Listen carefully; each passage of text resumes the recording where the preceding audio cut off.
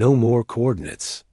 The heat held to the asphalt long after sunset, as if the day had refused to admit it was finished. The neon sign outside the diner trembled in weak red pulses, a tired artery above the highway. Daniel sat by the window, filmed with dust, a notebook open before him. The first page was blank. The coffee had already cooled into something bitter and obedient. Beyond the glass, the horizon burned in a dull, spreading crimson, the kind he once described in dispatches as smoke and consequence. Here it was only light. He came every evening and ordered the same thing. Marta set the cup down without asking.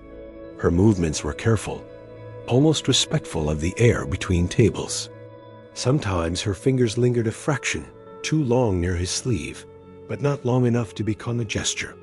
Daniel typed a sentence. She waited for him. He erased it, tried again. Erased that too.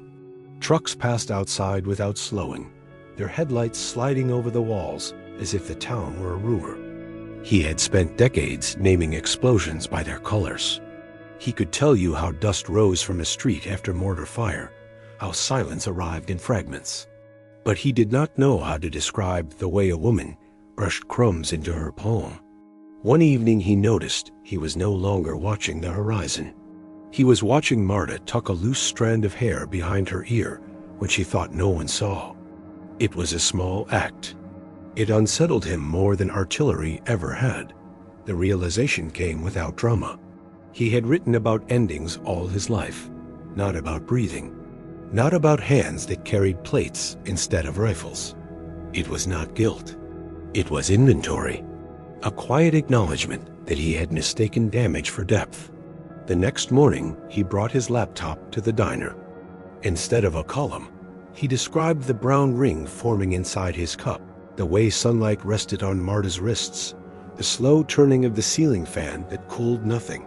He did not write about love. He wrote about the pause between two people who promised nothing. That evening, when the horizon reddened again, he closed the computer early.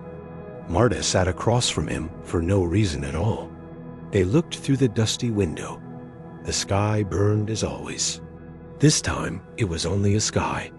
The next evening, the heat felt closer, as if it had followed him inside. Daniel sat at the same table, laptop closed, fingers resting on its scarred lid. The neon outside flickered in uneven breaths. Marta moved between booths with a quiet precision, refilling cups, clearing plates no one remembered emptying. The town existed in intervals between truck engines, between the hum of the refrigerator and the click of cooling metal. He had written 3 pages that morning. No blood, no sirens, no coordinates. Only the way dust gathered on the windowsill above the closed print shop, and how the old fan in the editorial room cut the air into useless circles. He described the motel pool behind the diner, its water too green for reflection. He wrote that the town did not decay, it simply waited. The sentences felt fragile, as if they might shatter if he leaned on them too hard. Marta brought his coffee. This time she looked at the screen before he could tilt it away. "You still writing?" she asked. Her voice was low, without curiosity. He nodded. It was easier than explaining that he had stopped writing about war and had not yet learned what came after. She gave a small shrug, the kind that accepts information without demanding more, and moved on. Later, when the diner emptied and the highway grew distant, Daniel opened the document again. He tried to describe the thin white scar along her wrist. He did not ask how it came to be. He only wrote that it caught the light differently than skin. He understood that some truths were not meant to be investigated, only observed. For the first time, he did not delete the sentence. Outside, the horizon burned in the same dull red. He did not search it for smoke. He watched Marta stack chairs onto tables with steady hands. The silence between them was no longer an absence. It had weight. It rested there shared, without demanding to be named. The third evening came with wind. It dragged sand along the highway and pressed it against the diner windows in a soft, persistent hiss. Daniel arrived earlier than usual. The editorial room above the dead print shop had grown too narrow, too aware of him. The fan there had begun to rattle, as if protesting the new kind of sentences he forced into the air. He ordered coffee. Marta poured it without looking at him. A strand of hair had escaped her clip and moved each time the door opened. He noticed it, and then noticed that he noticed. Years ago, he would have cataloged the sound of the wind, the direction of it, the way it carried smoke. Now he tried to measure the distance between her hand and the edge of the counter. It felt more dangerous. He wrote while the sky outside thickened into copper. He described the wind pushing at the neon sign, how it blinked stubbornly against the dark. He wrote that some towns do not die. They thin out. He wrote that some people learn to stand in that thinning without leaving. The words did not feel heroic. They felt precise. He did not erase them. At one point, Marta sat down across from him, uninvited, as if continuing a conversation neither of them had started. "Storm coming," she said. It was not a warning. It was a fact placed gently between them. He nodded. He wanted to tell her that storms used to give him purpose. That chaos had once organized his days. Instead, he closed the laptop halfway and listened to the wind press against the glass. When the first drops struck the dust outside, the horizon lost its fire. It turned a dull gray, almost tender. Daniel felt no disappointment. He watched Marta trace a circle in the condensation on her water glass. For a moment he understood that not everything burning required description. Some things only needed to be witnessed. The rain did not last long. By morning, the asphalt had already forgotten it. A thin crust of mud clung to the edges of the highway, drying into pale scars. Daniel walked past the empty motel pool before heading to the diner. The water was still green, the surface untroubled, as if it had never reflected anything worth keeping. Inside, the air smelled of coffee and something faintly metallic from the kitchen. Marta was wiping down the counter in slow, even strokes. The light fell across her hands, revealing the fine map of veins beneath the skin. Daniel opened his laptop without speaking. He reread what he had written the night before. The sentences were spare, almost indifferent. They did not try to impress. They simply remained. He began to write about morning instead of evening, about the way the town exhaled after darkness, how the highway noise returned in cautious intervals. He described Marta counting change into the register, the small click of coins against metal. He wrote that survival was often mistaken for resilience, that sometimes it was only habit, repeated until it resembled strength. He did not judge the thought. He left it there. At one point, she paused in front of him. "You staying long?" she asked. The question held no weight, yet it carried more than it should have. He considered the room above the closed print shop, the dust, the restless fan. "I don't know," he said. It was the first honest sentence he had spoken in weeks. At evening, the horizon reddened again, but softer, diffused through the remaining haze. Daniel did not search for metaphors. He closed the laptop before the light faded. Marta sat beside him this time, not across. Their shoulders almost touched. The silence between them no longer felt empty. It felt inhabited. The fifth day arrived without announcement. The sky was pale and uncommitted, as if it had not decided whether to burn again by evening. Daniel woke before dawn in the room above the print shop. Dust floated in the thin light, suspended and patient. He listened to the buildings settle around him. For once, his hands did not search for headlines. At the diner, Marta was already there. She had tied her hair back tighter than usual. The scar on her wrist caught the morning sun and vanished again. Daniel opened his laptop, but did not begin immediately. He watched the first truck of the day pass, its sound low and resigned. The town stirred in small, practical movements. He started writing about absence, not the violent kind, but the ordinary one. The empty booths at mid-morning, The motel rooms with curtains drawn against nothing in particular. He wrote about two people sitting in the same room, not asking questions they were not prepared to answer. He understood now that love might not be an event. It might be endurance without demand. Marta placed a fresh cup in front of him, and without looking up, rested her hand briefly on the table between them.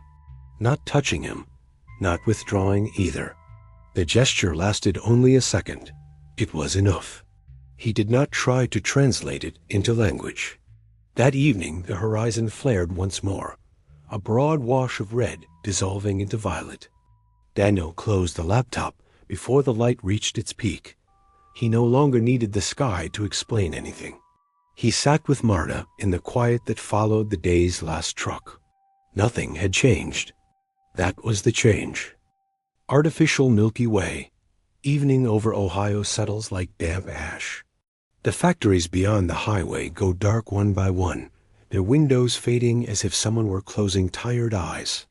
The air carries the smell of fried frozen food from a diner down the road, mixed with rain that has not yet begun.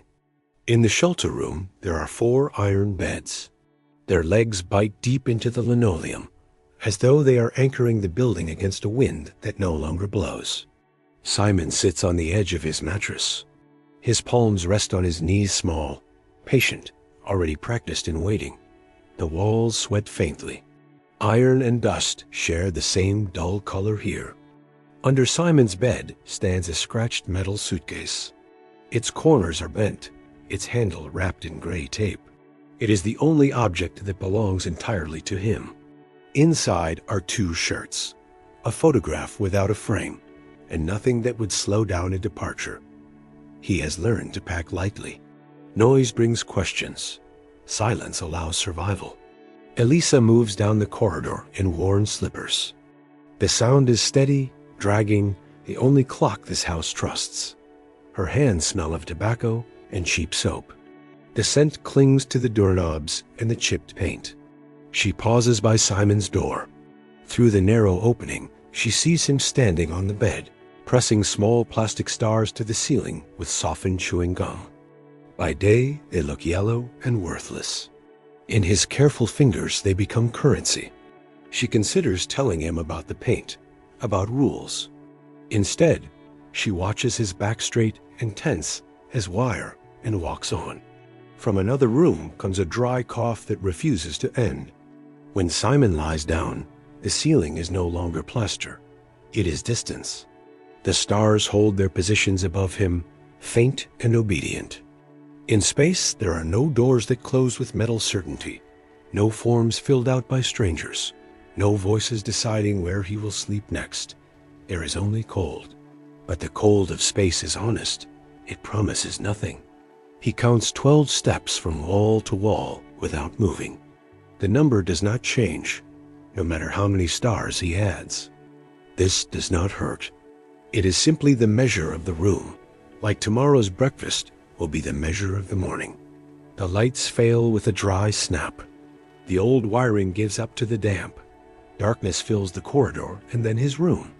Simon holds his breath. Above him, the plastic begins to glow a weak, poisonous green that pretends to be eternal. For a few minutes, the ceiling becomes a sky. He reaches upward, wanting to touch the nearest point of light. His fingers meet cold, rough plaster. He does not reach the universe. He touches the limit. Outside, Eliza stands in the yard and smokes. The cigarette ember burns red against the wet dark, a small star that warms her fingers. She looks at the second-floor window, where a thin green shimmer leaps through the gap in the curtain. Tomorrow the boy will leave with another family, another room, another ceiling. The real sky above her is sealed by clouds. Nothing shines there.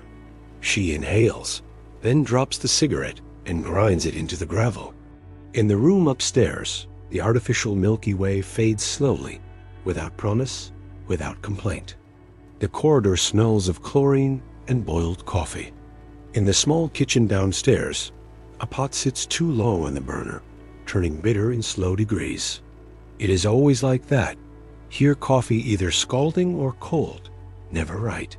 The women at the metal table speak in low voices about paperwork and buses, about counties that take and counties that refuse.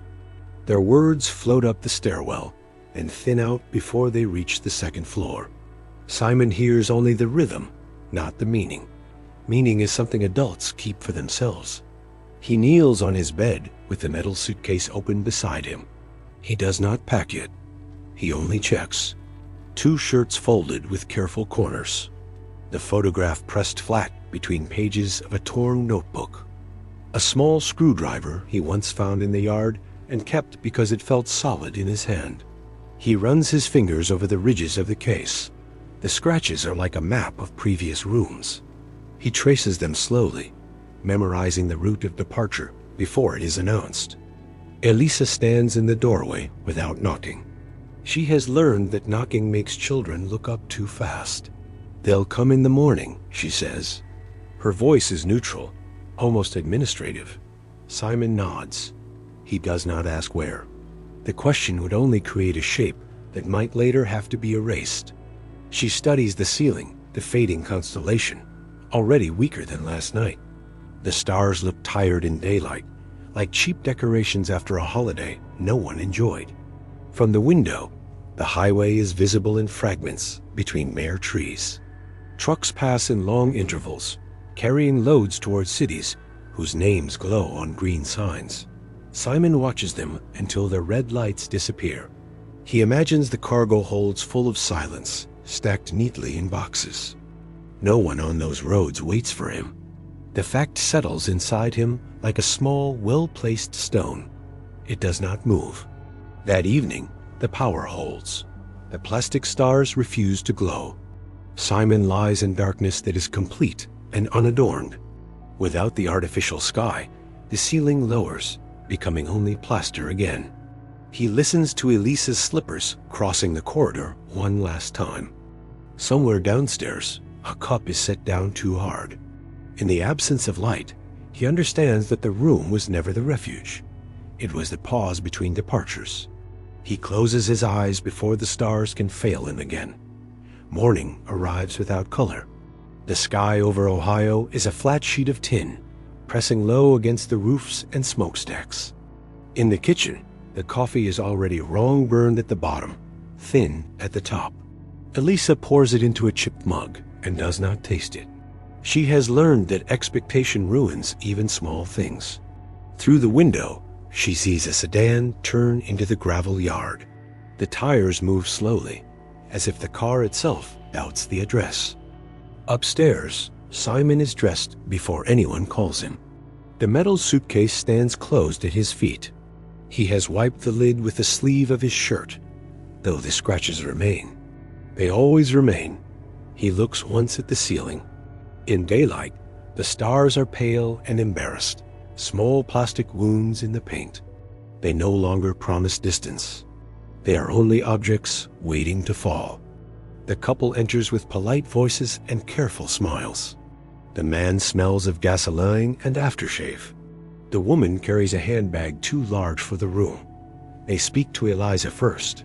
Papers change hands. Pens move. Simon stands near the door, neither approaching nor retreating. He studies the man's shoes, clean, uncracked, shoes that have not stood long in one place. Elisa kneels to Simon's height. Her face, with its faded lines, does not shift. "You'll be fine," she says, not as reassurance, but as procedure. Her fingers adjust the collar of his shirt. For a second, her hand rests on his shoulder. It is a firm, practical touch. He nods. He has already practiced this nod in other rooms. When they leave, the corridor feels wider. The iron beds remain, anchored in the linoleum. The window in Simon's former room is open a crack. A draft lifts one loose plastic star from the ceiling. It detaches without sound and drops onto the empty mattress. By evening, someone else will lie beneath that pale mark on the plaster. Outside, the highway continues its indifferent motion. Trucks pass toward places where light still burns in factory windows, at least for now. The car smells of upholstery cleaner and something sweet that tries too hard. Simon sits in the back seat, the metal suitcase upright beside him like a silent companion. The woman turns halfway around to smile. Her teeth are even and bright. "It's not far," she says. The man keeps his eyes on the road. The wipers move across the windshield with a tired rhythm. Outside, Ohio drifts past in long fields and shuttered warehouses, their windows blind and reflective. They stop once at a roadside diner where the neon sign hums against the gray sky. Inside, the coffee is too hot, then too cold. The man complains lightly. The waitress nods without listening. Simon sits with a glass of water he does not touch. On the far wall hangs a photograph of a mountain range under a wide blue sky. He studies it carefully. The peaks are sharp, unreal. No ceiling there, no plastic stars. Only distance printed on cheap paper. Back in the car, the highway straightens and narrows. Trucks pass them, moving with the calm certainty of objects that know their destination. Simon watches their red lights fade. He does not imagine being inside them anymore. The habit has worn thin. Instead, he counts the seconds between mile markers. Numbers behave better than hope. The house they reach stands at the edge of a small town where the last factory closed 2 winters ago. The lawn is clipped short. A plastic swing hangs from a tree, unmoving. Inside, the air smells of detergent and lemon polish. The woman leads him to a room painted light blue. The ceiling is clean, undecorated, final. "You can put your things here," she says, pointing to a dresser with empty drawers. That night, Simon lies on a bed that does not creak. The ceiling above him is blank and honest. He traces its lines with his eyes, searching for cracks, for imperfections that might accept a star. There are none. In the silence, he understands that refuge is not a place prepared for him.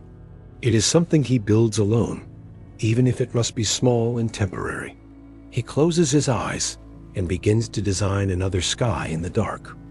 The next days move without resistance. The town wakes early and falls asleep early, as if conserving strength it no longer uses.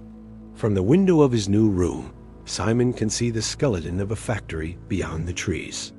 Its windows are boarded, but the sign still hangs crooked above the gate. In the afternoons, wind moves through the empty loading docks and produces a low metallic hum. It sounds like breathing from a chest that has forgotten why it should rise. The man leaves each morning in a truck that once carried tools. Now it carries nothing visible. The woman stays inside, cleaning surfaces already clean. She speaks gently, as though volume might crack the air. At dinner, they ask Simon about school, about hobbies, about what he likes. He answers in short lines. He has learned that preference can become evidence. The lemon scent of polish mixes with the steam from overcooked vegetables. It is not unpleasant. It is simply persistent. At night, the ceiling remains bare. Simon lies still and studies its uniform color. The absence of stars feels like an exposed nerve at first. Then it becomes another fact. Under the bed, his metal suitcase waits, closed but not hidden. He has not unpacked everything. One shirt stays folded inside, along with the photograph. A small reserve. Ownership measured in readiness. One evening, as rain taps softly against the glass, he stands on the chair and presses his palm flat against the plaster above him. The surface is smooth, almost polite. He keeps his hand there for a long time. He does not search for gum or plastic. He only measures the height. 12 steps in the old room. Here, 14. A larger sky, but still a ceiling. Outside, trucks continue along the highway beyond the trees. Their red lights pulse through the branches like distant signals. Simon watches until they vanish. In the dark, he begins to imagine stars again, not fixed and glowing, but moving, indifferent. He does not reach for them this time. He lets them pass overhead, silent and unreachable, and accepts that the only refuge is the space he can carry without leaving marks. lead-colored morning shadow. The room at the Blue Star Motel smelled of old chlorine and a dampness that never settled. Outside, the neon sign flickered in a tired purple, staining the carpet with a pulse that felt less like light and more like a failing vein. The highway lay beyond the window, flat and indifferent, carrying trucks through the Ohio dark as if nothing had ever begun here and nothing would end. On the bed, an open suitcase gaped like a wound. 2 plastic cups stood on the nightstand, side by side, already sweating in the heavy air. Matt turned the faucet and watched the water run rust brown before clearing. He kept his hands under the stream longer than necessary, as if waiting for something in himself to settle the same way. The pipes groaned behind the wall. He studied his fingers' thick, careful fingers that once measured tolerances in a factory, now sold for scrap. He did not think of loss as an event. It was inventory, item by item. What remained? What did not? Mary sat by the small table, smoking. The ashtray with the glass bottom was full, each cigarette stub resting precisely where she had left it, as though order could be coaxed out of smoke. "Got a light?" she asked. "On the table. By the keys. I see it." They spoke like that, in fragments that never formed a bridge. They discussed the engine, whether it would start in the morning, whether the rain would reach the belts. Ideals were mentioned once, without being named, something about how they used to drive at night, just to see what lay beyond the county line. It sounded like a story about strangers. The coffee in their paper cups had long since cooled. A dark film floated on top, thin and stubborn. Matt realized there was no anger left in him, only a wide fatigue, the kind that settles after a shift that never really ends. Mary did not belong to him anymore, not because she was leaving, but because he had nothing to offer her except this weight between them. She rose and smoothed the motel bedspread with a careful hand. It was a small, meaningless gesture, yet it felt like she was preparing the room for the next pair, who would carry their own inventory against the same emptiness. Rain began without warning. Thick drops struck the metal casing of the air conditioner, hollow and unforgiving. Matt stepped toward her and placed his hand on her shoulder. He removed it almost at once. It was not tenderness. It was recognition of something in himself already gone. They both understood that by morning they would be 2 drivers on separate roads, their shared past reduced to objects divided quietly across a narrow bed. Before dawn, the sky over the highway turned a dirty, lucid gray. The neon sign outside clicked off with a dry snap. They stood at the door. Mary adjusted her scarf. No promises were exchanged, no plans rehearsed. Only wet asphalt and the distant cry of a truck shifting gears. Matt remained beside his car after her headlights dissolved into the route. He drew in the cold air, heavy with rain. It was not freedom. It was simply another day. The parking lot steamed faintly after the rain, as if the night had exhaled and left its breath behind. Matt stood with the car door open, listening to the ticking of cooling metal. Across the lot, the room they had shared was already dark, the purple pulse gone. Without the neon, the motel looked smaller, almost embarrassed by its own existence. He waited a moment longer than necessary before sliding behind the wheel. Waiting had become a habit and old reflex from years of machines that required patience before they answered. The engine coughed, hesitated, then caught. He watched the dashboard lights flare and settle. For a second, he expected relief. Instead, there was only function. He checked the mirrors out of routine, though there was nothing to see but damp asphalt and the faint outline of highway signs. Mary would be somewhere ahead by now, folded into the early traffic. He tried to picture her hands on the steering wheel, but the image dissolved into the gray of the morning. At the edge of town, he stopped for gas. The station smelled of diesel and burnt coffee. Inside, shelves were lined with objects no one truly needed: bright packages, plastic promises. He bought a paper map, though he already knew the route. The young clerk slid it across the counter without looking at him. Matt unfolded it in the car, tracing the thin red lines with his finger. It felt like examining a diagram from the factory floor. Roots, tolerances, margins. But there was no measurement for what had ended. He drove west. The fields lay flat and patient, washed clean by rain. Farmhouses stood at intervals, each with its own rusted equipment leaning into the earth. The world did not appear broken. It simply continued. Matt thought of the suitcase on the motel bed, of how carefully they had divided what remained: shirts, tools, the old photographs neither of them wanted, but neither could throw away. Inventory against emptiness. He had taken more than he needed, or perhaps less. It was difficult to tell the difference. By mid-morning, the sky cleared into a pale, exhausted blue. Matt pulled over at a rest area and cut the engine. Silence settled heavily inside the car. He placed his hands on the steering wheel and looked at them again, as if expecting instructions. There were none. Somewhere beyond the trees, trucks roared past on the highway, each carrying freight with a destination. He sat until the noise thinned. Then he started the engine once more, not because he believed in where the road led, but because stopping would have meant admitting that there was nowhere left to arrive. By noon, the sky had thinned into a pale sheet of metal, the kind that gives no shade and no promise. Matt drove with the window cracked, letting in the smell of wet soil and diesel. The radio hissed between stations. He left it that way. Static felt more honest than music. Mile markers passed in steady intervals, each one precise, each one meaningless. He stopped in a small town where the main street leaned inward, as if the buildings were tired of standing alone. A diner with a faded chrome sign offered coffee and pie.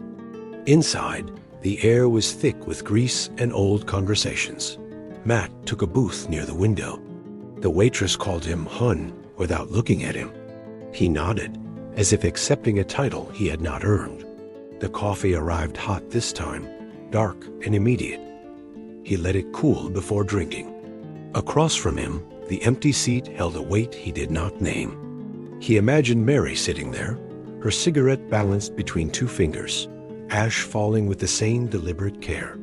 He tried to recall the exact shade of her eyes, but memory had begun to sand down its own details. What remained were gestures, the way she folded a map, the way she checked the rear-view mirror twice before changing lanes. The rest felt like inventory misplaced in transit.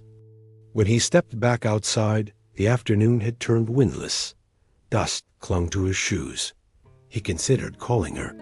The phone lay heavy in his pocket, a small, obedient machine. He could have said something simple about the weather, about the engine running fine. Instead, he left it there. Words now would have been like adding new items to a ledger already closed. Back on the highway, the road curved gently south. The factory where he had worked for 20 years rose in his mind without invitation.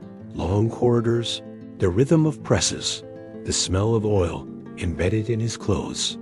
He had believed in tolerances then, in margins that could be measured and corrected. But what had failed between him and Mary had not snapped. It had worn down thread by thread until there was nothing left to tighten. Toward evening, clouds gathered again, low and uncertain. Matt drove on, headlights cutting a narrow path ahead. He no longer tried to imagine where she might be. Two vehicles moving through the same state, separated by miles and small decisions. The day had not judged him. It had simply advanced. And he advanced with it, steady as a machine that no longer expects repair. By late afternoon, the sky pressed lower, a dull ceiling of cloud that seemed close enough to touch. Matt left the highway without planning to. The exit appeared, and his hands turned the wheel before his mind caught up. The town he entered was smaller than the last one traffic light, a hardware store, a church with peeling white paint. He parked beside a grain elevator that cast a long, slanted shadow across the street. He walked without destination. Storefront windows reflected him back in fragments. shoulders slightly bent, jacket hanging looser than it once had. In the glass, he looked like a man passing through, not one who had ever belonged anywhere. He stopped in front of a closed factory building at the edge of town. The brick was darkened by years of weather. A sign hung crooked above the door, the company name faded to a suggestion. He stood there longer than necessary, as if expecting the doors to open and admit him back into a version of himself that still had use. Inside a nearby bar, the air smelled of beer and old wood. A television flickered silently above the counter. Two men played pool without speaking. Matt ordered a drink he did not want and sat facing the wall. He thought of Mary's hand smoothing the motel bedspread, the quiet precision of it. There had been no accusation in her face, no final argument. Only the understanding that what they had built together no longer required both of them to maintain it. He finished the drink and stepped back outside. The first drops of rain began again, lighter this time, almost polite.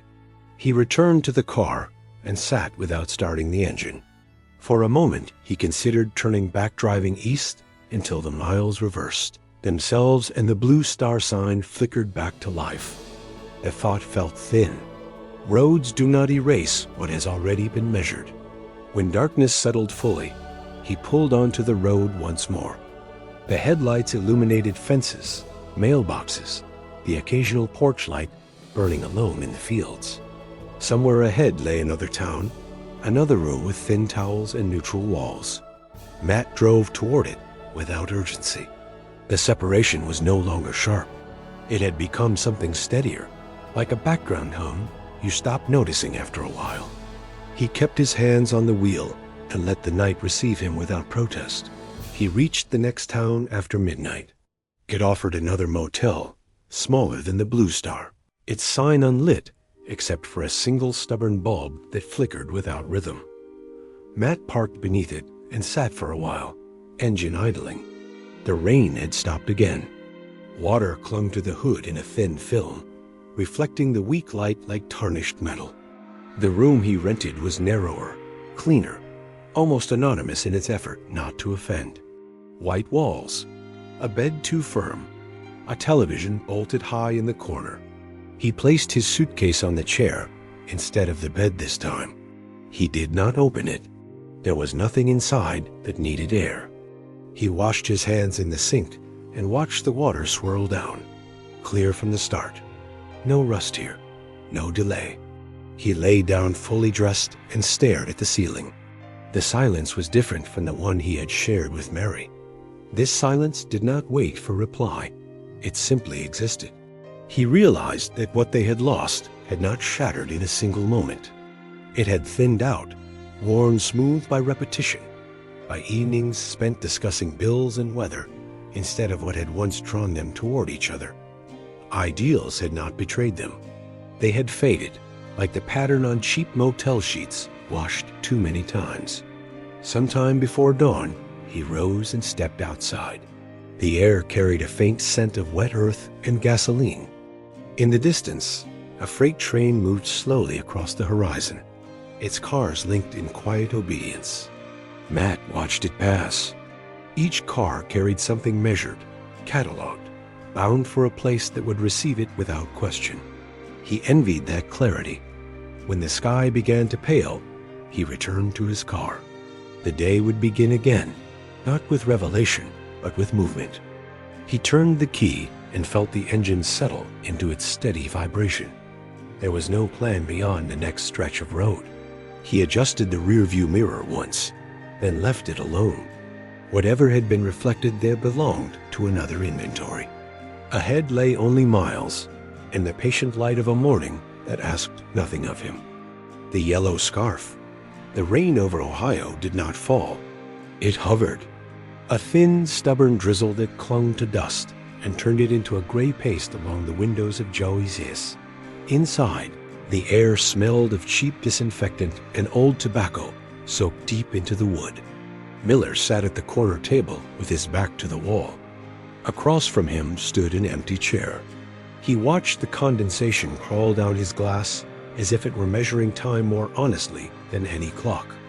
Beyond the window, the street looked like a photograph left too long in the sun.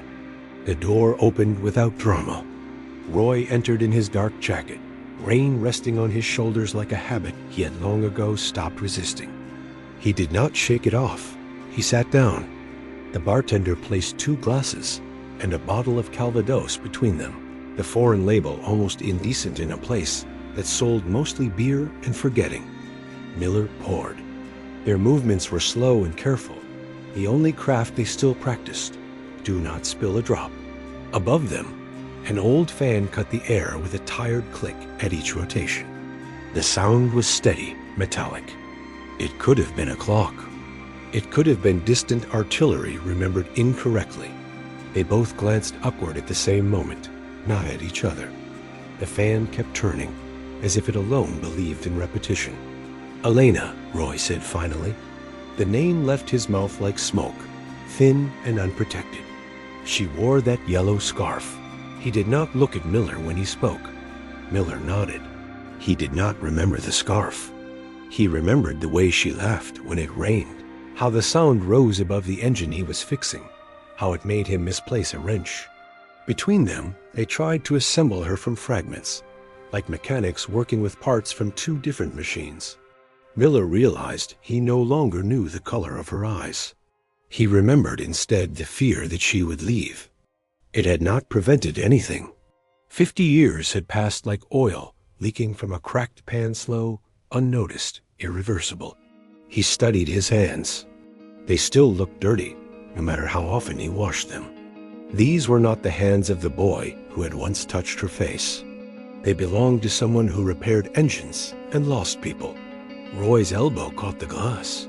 The Calvados spread across the table in a quiet amber bloom. They both watched it widen. Neither moved. It felt like a small private disaster, unfolding exactly as it should. The bartender approached without a word, wiped the surface clean in a single practiced motion, and carried the damp cloth away. Elena's scarf, her laughter, the rain, they vanished just as easily. At the counter, a young couple laughed too loudly at something glowing on their phones. Their voices were bright and temporary. Miller and Roy observed them the way men observe a foreign country whose language they once tried to learn and failed. The bottle stood nearly empty. Roy lit a final cigarette. They spoke of the weather, of prices, of how it might rain again tomorrow. The silence between them thickened, then softened. It was no longer heavy. It was simply what remained. When they stood, Miller paid for both. Outside, the night was wet and indifferent. Streetlights trembled in shallow puddles. There was no farewell worth naming, just a brief nod beside their old cars. Miller slid behind the wheel and turned the key. The engine coughed, then settled into a patient hum. He sat there a moment, feeling the Calvados warm his chest while the motor warmed itself. There was no tomorrow to prepare for. This was enough. Joe's was nearly empty again the following week. The same thin Ohio rain pressed against the windows, patient as a creditor. Miller arrived first. He chose the same table without thinking. Habit was cheaper than memory. He ordered nothing. He only waited, watching the ice sink slowly into a fresh glass, as if gravity still proved something about the world. Roy entered later than before. His jacket seemed heavier, though it was the same one. He sat without greeting. The bartender brought the bottle without being asked. Calvados in a town that preferred forgettable bourbon, an old rebellion that no longer required courage. Miller poured carefully. Their hands moved in quiet agreement, like men tightening bolts on a machine neither of them owned. The fan above them clicked again, faithful in its imperfection. Roy cleared his throat. "She hated trains," he said, as if continuing a sentence left unfinished 50 years ago. "Said they sounded like departures." Miller frowned slightly. He remembered her standing near a station platform, the yellow scarf caught in the wind. He did not remember hatred. He remembered hesitation. Between them, the past shifted shape, unwilling to stay still. "You're sure it was autumn?" Miller asked. Roy nodded. Leaves in the gutter, wet. Miller stared at the glass. In his mind, it had been spring.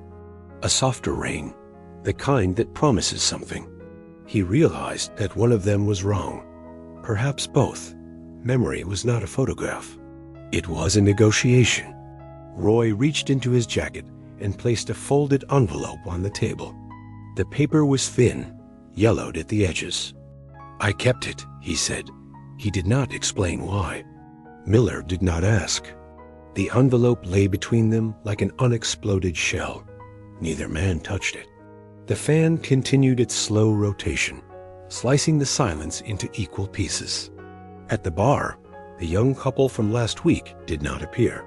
In their place sat a truck driver with tired eyes and a woman who laughed alone at something only she understood. The present rearranged itself without permission. Miller finally lifted the envelope. It was empty. Roy watched him. "I lost the letter," Roy said quietly. "But I remember the weight of it." Miller nodded. He understood that. Weight lasted longer than words. He poured the last of the Calvados. This time, neither of them spilled. They drank without a toast. Outside, a freight train passed somewhere beyond the wet streets, its distant sound flattening against the night. Miller listened carefully, trying to decide whether it resembled departure or simply motion without destination. The third evening arrived without announcement. The rain had stopped, but the pavement still held its damp sheen, reflecting the streetlights like tired eyes. Joe smelled stronger than usual bleach and old wood. Miller was already seated when Roy came in. This time, neither of them pretended the meeting was accidental. The bartender placed the bottle down with a small nod, as if acknowledging a ritual older than her employment. Miller poured, steady as always. The ice cracked softly inside the glass. Roy watched the fracture spread through the cube as though it were a map. "She wrote to you first," Roy said, not accusing, simply arranging facts. Miller did not answer immediately. He remembered the letter arriving folded too carefully, the ink pressed hard into the paper. He remembered the sound of it opening, not the words, only the sound. "I told you," Miller said at last, "because I thought you should know." Roy smiled faintly. It was not warmth. It was recognition. "You told me because you didn't want to carry it alone." The fan clicked overhead, a tired metronome marking their restraint. Neither man raised his voice. Their quarrel had aged into something brittle and polite. Roy leaned back. "She waited at the station," he said. "For both of us." Miller closed his eyes briefly. In his memory, she had waited for him alone. That had been the comfort he allowed himself all these years. The private victory in a war no one else knew had been fought. Now that certainty thinned like smoke. The bartender passed by, wiping the counter in slow arcs. A song played faintly from an old radio behind the bar, something about summer and promises. The melody did not belong to them. Roy reached for the bottle and poured without asking. His hand trembled, just enough to disturb the surface of the drink. "I never went," Roy said. The words settled between them with unexpected weight. Miller looked up sharply. "Neither did I." For a moment, they simply stared, two old men discovering that their greatest decision had been an absence. Outside, a car drove past too quickly, its tires hissing over wet asphalt. They drank in silence. The Calvados burned cleaner tonight. No glass tipped. No amber spread across the table. Instead, the absence itself expanded, filling the space where Alana might have stood on a platform beneath a yellow scarf, waiting for footsteps that never came. The fan kept turning, indifferent. Miller felt something loosen in his chest, not relief, not forgiveness, only a small alignment of facts. When they stood to leave, Roy hesitated. "Maybe she stopped waiting," he said. Miller nodded. "Everyone does." They stepped into the cooling night without shaking hands. The air smelled of wet metal and distant tracks. Somewhere, a train moved through the darkness. This time, Neither man tried to decide what it meant. Joe's felt smaller that night, as if the walls had drawn closer to overhear them. The rain had returned, light and persistent, tapping against the glass like a careful reminder. Miller arrived late for the first time.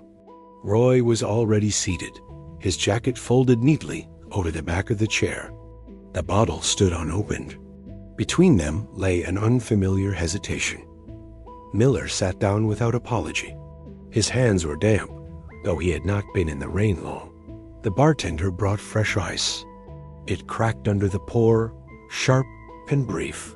Roy did not wait this time. "I saw her once," he said. The words came measured, as if selected from a limited supply. Miller kept his eyes on the glass. It was years later, different town. She was stepping out of a grocery store. Roy paused.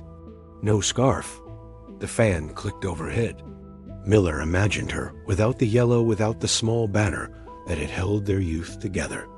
He tried to attach her face to the image Roy offered, but it refused to settle. Was she alone? Miller asked. Roy nodded. Carrying 2 paper bags. It looked heavy. He did not describe her expression. Perhaps he could not. Or perhaps he understood that describing it would fix something that had survived by remaining blurred. Miller felt a thin irritation rise, not at Roy, but at the casual cruelty of time. "Why didn't you speak to her?" Roy smiled faintly. "Because I recognized her." The answer settled cleanly. Recognition, at their age, was not an invitation. It was a boundary. At the bar, the young bartender scrolled briefly through her phone before tucking it away as they glanced up. Her presence was steady, almost clinical. She refilled their glasses with the quiet efficiency of someone administering medicine. Outside, headlights slid across the wet street and disappeared. "She looked smaller," Roy added. "Or maybe I did." Miller studied his reflection in the dark window. The glass held 2 silhouettes, bent slightly forward, as if bracing against wind that was no longer there. He realized that for decades he had preserved Elena in resistance, forever waiting, forever unfinished. Roy's sighting altered that. She had aged. She had carried groceries. She had lived. They finished the bottle without incident. No names were spoken now. The fan continued its tired rotation. When they stood, the rain had thinned to mist. At the door, Roy adjusted his jacket carefully, like a man preparing for an audience that would not come. Miller stepped into the damp night beside him. The memory did not bleed this time. It settled quiet, ordinary, and irrevocable. The 5th night came without rain. The sky over Ohio was low and metallic, but dry. Joe's door stuck slightly before giving way, as if reluctant to admit repetition. Miller noticed the absence. First, the corner table was occupied by a pair of men in work boots arguing softly over a bill. Roy stood near the entrance for a moment, uncertain. The bartender gestured toward the back. They obeyed. They did not wait for the bottle to arrive. Miller asked for it directly. The young bartender placed it down with the same careful neutrality she reserved for prescriptions. The fan above their new table made a different sound, less a click, more a tired hum. Change announced itself in minor tones. Roy poured first this time. His hand was steady. "I thought about her husband," he said. Miller looked up. The word had not been spoken before. Husband made everything solid. "You're assuming," Miller replied quietly. Roy shrugged. "No one carries groceries alone forever." Miller traced a ring of moisture on the table with his thumb. He tried to imagine Elena in a kitchen lit by fluorescent light, her scarf replaced by something practical, her laughter softened into routine. The image resisted him less now. It no longer felt like betrayal. It felt like arithmetic. "You know," Roy said, staring into his glass, "maybe she never waited at that station." The fan hummed. The bar door opened and closed behind a draft of cooler air. Miller considered the possibility. A platform without her. 2 young men inventing a scene to give their absence meaning. It was plausible. Memory, he understood, was not a witness. It was a defense. The bartender approached to clear an empty plate left by the previous customers. She moved with the quiet assurance of someone unburdened by 70-year-old questions. For a moment, Miller envied her ignorance, not youth ignorance. The freedom of not carrying a single yellow scarf through decades of weather. Roy finished his drink and did not reach for the bottle again. "What if we were only background?" he asked. Miller nodded slowly. In all their reconstructions, they had placed themselves at the center. Perhaps Elena's life had been larger than their omission. The thought did not wound, it leveled. They left the bottle half full. Outside, the street was clear, the pavement reflecting only streetlights and not rain. At their cars, they paused. No nod this time, just a shared stillness. Miller sat behind the wheel and did not start the engine immediately. For the first time, the silence in his chest did not require filling. It simply existed dry, unremarkable, and finally his own. The sixth evening arrived with wind instead of rain. It pressed against the windows of Joe and made the loose sign outside tremble on its chain. Miller was there early again, though he could not have said why. The corner table was free tonight. He sat facing the door, hands folded, as if waiting for a verdict rather than a man. Roy entered slowly, carrying something under his arm. Not an envelope this time. A small cardboard box, edges softened by time. He set it on the table between them before removing his jacket. The bartender noticed, but did not ask. She brought the glasses. The bottle followed. Ritual first. Explanations later. They poured without speaking. The wind pushed a faint whistle through the doorframe. Above them, the fan clicked with renewed insistence, as though competing with the weather. Roy rested his palm on the box. "I found it in the attic," he said, "after my sister died." The sentence hung there, complete in its economy. Miller did not reach for the box. He feared what solid objects might do to what had survived as vapor. Roy opened it himself. Inside lay a yellow scarf, faded but unmistakable. The color had thinned into something almost gentle. For a moment, neither man breathed. "She left it," Roy said. "Not at a station. At my mother's house. The night before she disappeared from our lives." Miller stared at the fabric. He remembered rain, laughter, engines. He did not remember a house. The scarf made no accusation. It simply existed, proof that memory had been improvising. The bartender approached quietly, her eyes lingering on the bright remnant of another decade. She said nothing, but her hand adjusted the ashtray slightly, making room. Roy lifted the scarf and let it rest on the table. It no longer looked like a banner of youth.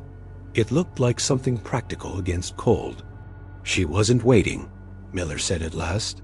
Roy nodded. No, the word landed softly. They had not failed her at a station. They had simply grown apart in the quiet way young people do when they believe time is infinite. They did not drink much that night. The Calvados remained mostly untouched. The scarf lay between them like a third presence, patient and ordinary. Outside, the wind eased. When they finally stood, Roy folded the fabric carefully and placed it back in the box. No ceremony, just closure measured in cardboard and cloth. In the parking lot, the air was cool and clean. Miller started his engine and listened to it settle into a steady rhythm. The past no longer felt like a wound that bled slowly through decades. It felt like scar tissue firm, pale, and quiet. He watched Roy's taillights fade into the road, then drove home without turning on the radio. The seventh evening came colder. The wind had cleared the sky, leaving it hard and indifferent above the low roofs of town. Joe's glowed faintly against the dark, like an object left behind. Miller noticed the lights first. One bulb over the bar flickered. It made the room feel temporary. Roy was already seated. There was no box on the table tonight. No scarf. Only the bottle and two glasses placed with habitual precision. The bartender moved more slowly than usual, her eyes ringed with fatigue. Something in the air had shifted from excavation to aftermath. Miller sat down and did not remove his coat. "I dreamed of her," he said without preface. Roy did not smile. So did I. The coincidence did not surprise them. Memory had been stirred. It had to settle somewhere. "In the dream," Miller continued, "she didn't speak." He stared into the amber liquid. "She just looked at me as if I had mistaken her for someone else." Roy nodded slightly. "That's accurate," he said. There was no cruelty in it, only alignment. They drank slowly. The fan overhead had stopped working altogether. The silence was different without its mechanical pulse. It exposed the small sounds, the shift of a glass, the brush of a sleeve against wood. At the bar, a television played muted news footage of places neither of them had seen. The world continued without their annotation. Roy leaned forward. "We made her carry too much," he said quietly. Miller understood. They had given Elena the weight of their youth, their unfinished ambitions, their need for a decisive moment. She had become a container. The scarf had been easier to hold than the truth. The bartender approached to refill their glasses and hesitated. "Everything okay?" she asked softly. It was the first time she had spoken beyond orders and totals. Miller looked at her as if translating. "Yes," he said after a moment. "It is." She nodded and returned to the counter, accepting the answer without investigation. They did not speak Elena's name again that night. They spoke instead of small repairs, Roy's leaking faucet, Miller's stubborn carburetor. Practical things with clear causes and effects. It felt like returning tools to their proper drawer. When they stood to leave, there was no heaviness. The absence of the fan made the bar feel unfinished, but not unbearable. Outside, the air cut cleanly through their coats. Roy paused beside his car. "Next week?" he asked. Miller considered the question. It no longer felt necessary. "We'll see," Miller replied. It was not dismissal. It was freedom from obligation. He started his engine and listened to its steady idle. The night did not echo. It did not demand interpretation. As he drove away, the memory of Elena did not follow like a shadow. It remained where it belonged, somewhere behind him, complete without his supervision. The 8th evening arrived without ceremony. No rain, no wind. The sky hung low and colorless, like unpolished steel. Joe's sign flickered once and then steadied. Inside, the corner table was empty. Miller stood in the doorway, longer than necessary, adjusting to the dimness. The bartender glanced up and nodded. There was no bottle on the table tonight. Roy did not come. Miller sat anyway. He ordered a single drink. Not Calvados, bourbon. It felt appropriate to remove the foreign element. The ice settled with a dull crack. The fan above remained motionless, its blades frozen in mid-rotation, like a thought abandoned halfway through. At the bar, 2 men discussed factory closures in tired voices. The television muttered silently about markets and storms. The bartender wiped the counter in slow, deliberate strokes. Ordinary motion. Miller watched the door each time it opened, but only strangers entered, wet jackets, unfamiliar faces, brief transactions. He considered calling Roy. The idea felt intrusive. For 70 years they had carried the same wound without consultation. Absence did not require explanation now. He took a measured sip. The bourbon was harsher than Calvados, less forgiving. It left no sweetness behind. His eyes drifted to the place where the scarf had rested nights before. The table surface showed no trace. Wood forgot quickly. He realized that what had tied him to Roy was not Elena, but the shared effort of remembering. Without that labor, there was nothing urgent to sustain. The bartender approached. "Your friend okay?" she asked casually. Miller shrugged. "He's fine," he said. It was an answer built on faith rather than evidence. She accepted it. He finished the drink and stood without waiting for a second. Outside, The street reflected only the streetlights and a thin sheen of cold. He paused beside his car and looked back at the glowing rectangle of the bar window. For years, that light had marked a continuation. Tonight, it marked a conclusion. He started the engine and did not linger. The road ahead was clear and unremarkable. In the absence of Roy's steady presence across the table, the silence felt neither heavy nor thin. It felt accurate. He drove home without turning his head toward the passenger seat. The ninth evening did not belong to Joe's. Miller did not drive toward the bar. He followed a different road, one that curved past the shuttered factory and out toward the older part of town where the houses leaned inward with age. The sky was low and undecided. No rain, no wind. Only a gray stillness that made distances feel shorter than they were. Roy's car stood in the driveway, angled slightly as if parked in haste. Miller cut his engine and remained seated for a moment, listening to the ticking of cooling metal. It sounded like the old fan at Joe's persistent, mechanical, patient. He stepped out and walked to the door without rehearsing what he would say. Roy opened before he knocked. He was wearing the same jacket, though inside the house it seemed unnecessary. The hallway behind him smelled faintly of dust and something medicinal. They did not shake hands. They did not mention the missed evening. "I didn't feel like drinking," Roy said simply. Miller nodded. "Neither did I." They sat at a small kitchen table under a fluorescent light that hummed steadily. No bottle between them, no glasses. Only 2 cups of black coffee growing cold. The room was quiet in a different way than the bar, less public, less staged. The yellow scarf was folded neatly on a chair in the corner, visible but not central. "She called once," Roy said after a while. His voice did not rise or fall. "Years ago. I didn't recognize the number." Miller kept his hands flat on the table. "Did you speak to her?" Roy shook his head. "I let it ring." The admission did not fracture anything. It settled like dust on a surface already warm. Miller considered his own missed calls opportunities, mistaken for inconveniences, chances deferred out of habit. Regret, he understood now, was rarely dramatic. It was procedural. They did not attempt to reconstruct Elena again. No scarf, no station, no grocery bags. The past had already been disassembled and examined. There was nothing left to extract from it without damaging what remained of themselves. After an hour, Miller stood. Roy walked him to the door. Outside, the air was colder than it had been all month. They paused on the small concrete step. No nod this time. No arrangement for next week.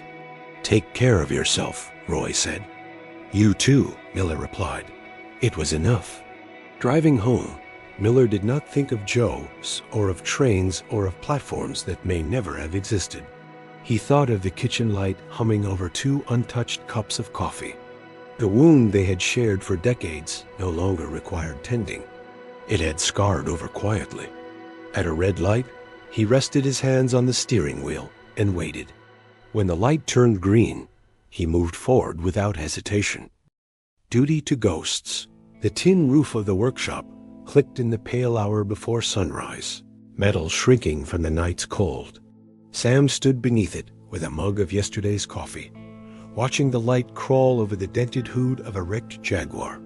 The car had been towed in after midnight, its front folded like tired hands. The chrome still tried to shine. He ran a rag across the fender and listened to the sound it made thin, unwilling. Around him hung the patient smell of oil and old wars. Transmissions stacked like amputated limbs. Drawers of bolts sorted by thread and memory. He drank the cold coffee without wincing. When he cut into the rear seat, the blade met resistance not from steel, but from something softer. The springs sighed as he pulled them apart. A yellowed envelope lay caught between the coils, untouched by rust. The paper had kept its shape the way some men keep their posture long after the parade has passed. He turned it over. The name on the front, Maria, had been written in ink that refused to fade. For a while, he held it above the open cavity of the car, as if weighing whether it belonged to the wreck or to him. That evening, he sat across from Sheriff Miller in the only bar still open on Main Street. The neon beer sign flickered like a tired pulse. Miller's badge caught the light each time he lifted his glass, a small sun that warmed nothing. They spoke about the town as men speak about a machine that no longer starts carefully, without hope. Sam kept the envelope in his jacket pocket.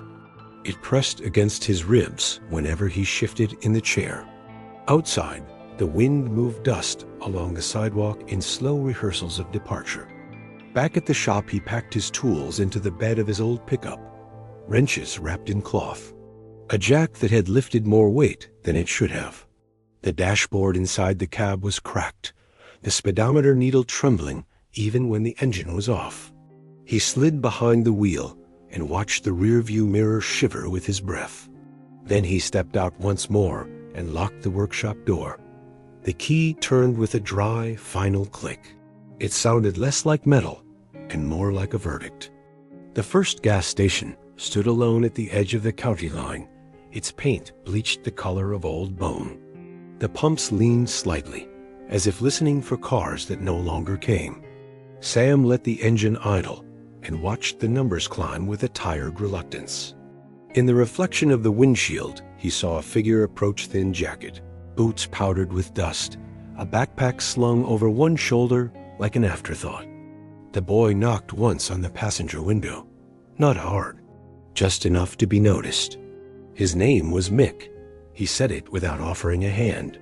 His cup from the station counter was empty, but he held it as if it still contained something worth finishing.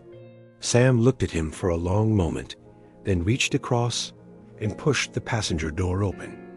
No agreement was spoken. The seat springs groaned under the added weight.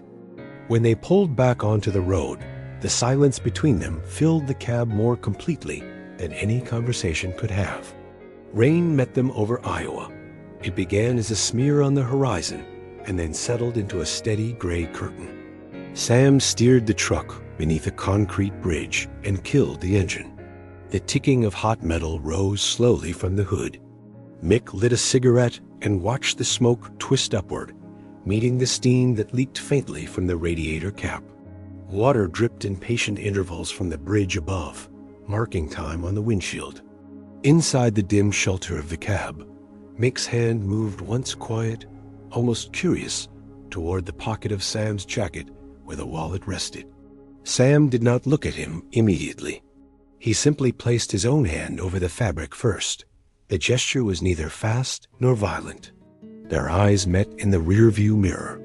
There was no anger there, only the kind of weariness that has seen too many small betrayals to be surprised by another.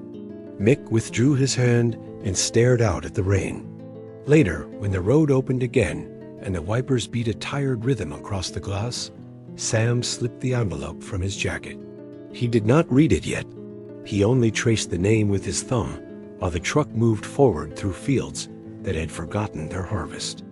The paper remained dry in his hand. Outside, everything else dissolved into water and distance. The letter opened without resistance, as if it had been waiting for air. Sam unfolded the pages while the truck idled at the edge of an abandoned grain elevator. The engine's vibration traveled through the steering column into his wrists. The paper smelled faintly of dust and something older soap, perhaps, or a drawer that had stayed closed too long. He read the first lines once, then again, not because they were difficult, but because they sounded like instructions written for a machine that had already ceased. Words about return, about a garden, about a promise that would still be there. He did not look at Mick while he read. The boy sat with his boots on the dashboard, tapping ash into an empty soda can. Outside, wind pushed loose sheets of tin against the side of the elevator. Each impact rang hollow and metallic. Sam folded the pages carefully along their old creases. The name at the bottom of the letter was written with a steadier hand than the rest. It belonged to a man who had believed in schedules and distances measured honestly. They drove through a town that had stopped pretending to breathe. Storefront windows were boarded. A factory gate stood open, but nothing moved behind it except weeds. Mick leaned forward when he saw a rusted conveyor belt through the fence. "Metal," he muttered, almost reverently. Sam kept his foot on the gas. The speedometer needle quivered at 40, then 50, as if uncertain whether the effort was justified. By night they reached a roadside motel, where the neon sign blinked vacancy in uneven intervals. The V failed every third pulse. Inside the room, the carpet smelled of detergent layered over dampness.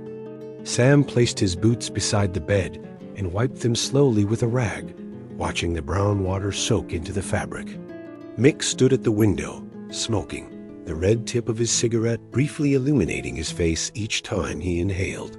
The television in the corner hummed without sound. Sam sat on the edge of the bed and unfolded the letter again, this time reading it fully. He did not hurry. Outside, a truck passed on the highway, its headlights sliding across the ceiling like a searchlight, and then disappearing.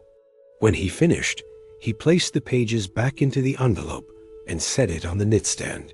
The neon outside continued its uneven pulse, as if practicing a heartbeat it could not quite maintain. Morning entered the motel room without asking permission. It slid along the stained curtains and settled on the second bed. The mattress was empty. Mick's boots were gone. The ashtray on the windowsill held only a thin spiral of gray and the absence of a cigarette lighter that had rested there the night before. Sam stood still for a while, listening to the plumbing murmur behind the walls. He checked his wallet. The bills were folded as he had left them. Only the lighter was missing cheap chrome, scratched along one side. A small tax for a shared silence.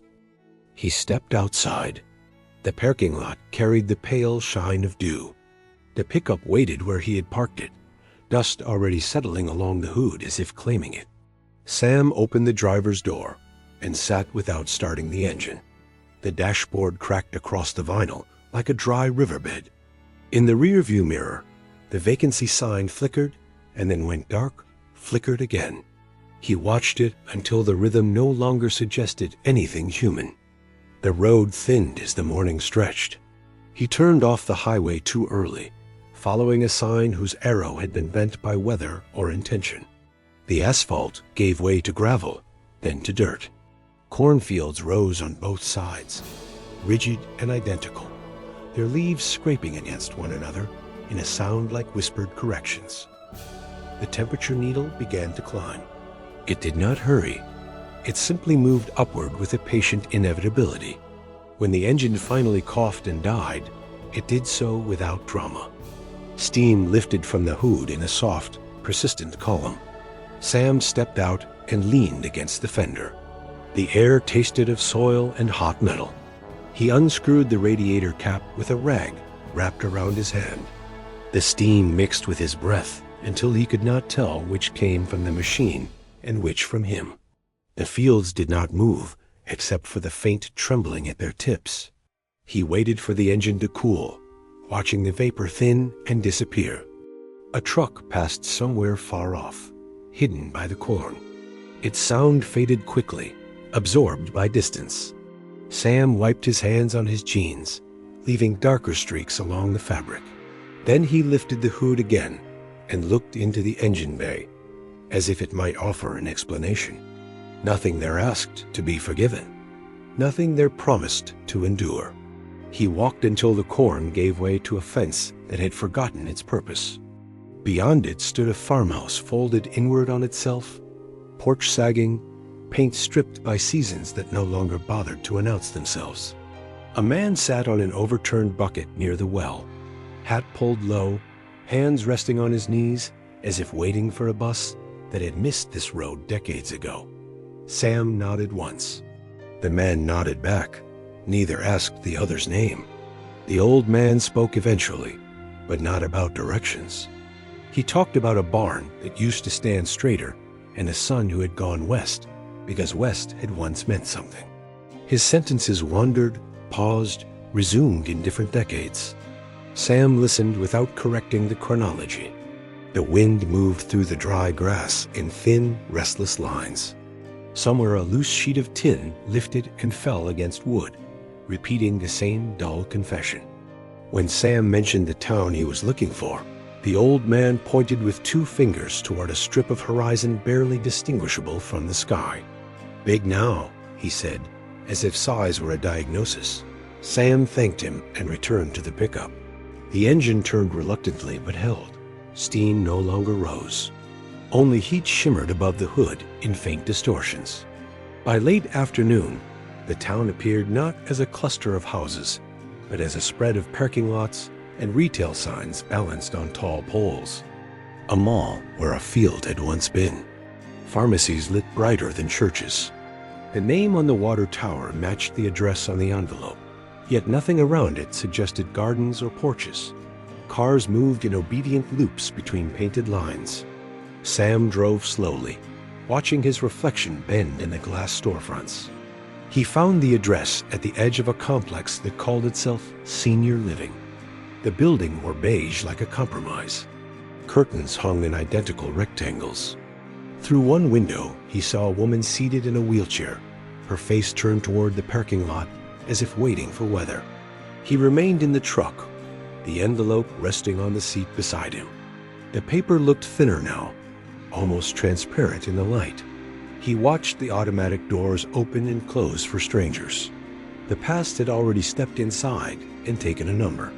He carried the envelope across the parking lot with the same care he once used for carburetors, taken apart on a clean rag. The automatic doors opened without hesitation. Inside, the air smelled of disinfectant and boiled vegetables. A television murmured in a corner where 3 residents faced it without turning their heads. The floor reflected the overhead lights in long, pale streaks. At the reception desk, a young nurse with tired eyes asked whom he was visiting. Sam gave the name from the envelope. She checked a list and nodded toward the windows. Maria sat near the glass, wrapped in a blanket the color of diluted blue. Her hands rested on the arms of the wheelchair, veins raised like small rivers beneath the skin. She watched the parking lot with steady patience. Sam stopped a few feet away. He said her name once, quietly. She turned her head toward him, not startled, not expectant, simply acknowledging a sound in the room. He told her the name written at the bottom of the letter. It did not move her. Her eyes searched his face politely, as if for a clue she had misplaced. She shook her head once. The gesture was small and complete. "That was long ago," she said, though her voice carried no memory with it. Outside, a car alarm chirped and fell silent again. Sam stood with the envelope in his hand, feeling the stiffness of the paper against his palm. He did not offer it to her. Instead, he slid it back into his jacket pocket. They spoke for a few minutes about the weather and the construction down the street, words that required no history. When he finally stepped back, she had already returned her gaze to the parking lot. The automatic doors parted for him once more and sealed the building behind his reflection. In the small park beside the complex, he sat on a bench facing a row of trimmed shrubs. He removed the letter and held a match to its corner. The flame moved slowly, eating the ink first, then the lines between it. Ash fell onto his boots in soft flakes. He watched until the last piece curled inward and disappeared. That night, rain met him on the highway. He stopped at the same diner where the trip had begun. The coffee tasted the same thin, bitter, but the cup warmed his hands. Outside, water traced the windshield in steady paths while the engine ticked, cooling in the dark. Rain followed him halfway back across the state line, steady and unambitious. The wipers moved in a tired arc, clearing just enough of the windshield to make the next mile possible. Sam kept both hands on the wheel. The rear-view mirror trembled with each uneven patch of road, reflecting only the wet darkness behind him. The seat beside him was empty. A faint burn mark on the vinyl showed where Mick had once rested a cigarette too carelessly. He stopped again at the diner near his town. the one with the cracked linoleum and the waitress who never asked questions. The neon outside buzzed against the rain like an insect trapped in glass. Inside, the air smelled of coffee left too long on the burner. Sam took the same booth. He placed his hat on the table and wrapped his hands around the mug. Steam rose and dissolved against his face. He did not rush the first sip. On the counter, a local newspaper lay folded to an article about a new distribution center opening on the outskirts. Jobs promised, growth projected. The words sat heavily on the page. Sam watched a trucker at the far end of the bar stir sugar into his cup until it stopped dissolving. Outside, headlights passed and disappeared. The town had not improved during his absence. It had only rearranged its fatigue. When he finally drove back to the workshop, the building waited in the same gray posture. The lock accepted the key without protest. Inside, the air had settled into its familiar mixture of grease and metal filings. The wrecked Jaguar still stood where he had left it, hood open, its chrome catching the fluorescent light in narrow lines. Sam walked to it and placed his hand on the fender. He picked up his tools and returned to the seat he had cut open days before. The springs lay exposed like ribs. He began to reassemble them carefully, tightening each bolt until it held. Outside, dawn approached again, pale and undecided. The roof clicked as the temperature shifted. Sam worked without hurry, the sound of the ratchet steady and precise. The shop filled slowly with light. By the time the sun cleared the edge of the grain silos, the Jaguar's rear seat had been stitched back into place. The leather still carried the crease where it had once been cut, a faint scar running beneath the polish. Sam pressed his palm against it, testing the firmness. The springs no longer complained. He stepped back and studied the car as a whole. It remained broken in ways no wrench could correct, but it now held together where it mattered least. He wiped his hands on a rag already dark with other days. The workbench stood in its old order sockets aligned, screwdrivers resting like thin soldiers awaiting inspection. Dust had settled lightly over the vise during his absence. He brushed it away with the back of his hand. Outside, a delivery truck rattled down Main Street, its cargo doors clapping once at a pothole and then falling silent again. Sheriff Miller's patrol car passed slowly in front of the workshop. The engine note was familiar. It did not stop. The badge behind the windshield caught the morning light and then moved on. Sam watched through the open bay door until the car turned the corner. The town resumed its low, mechanical hum. He opened the pickup's glove compartment and found a small box of matches tucked behind the registration. Only one remained unused. He rolled it between his fingers, then slid the box back into place. The lighter was still gone. A small absence where a small flame had been.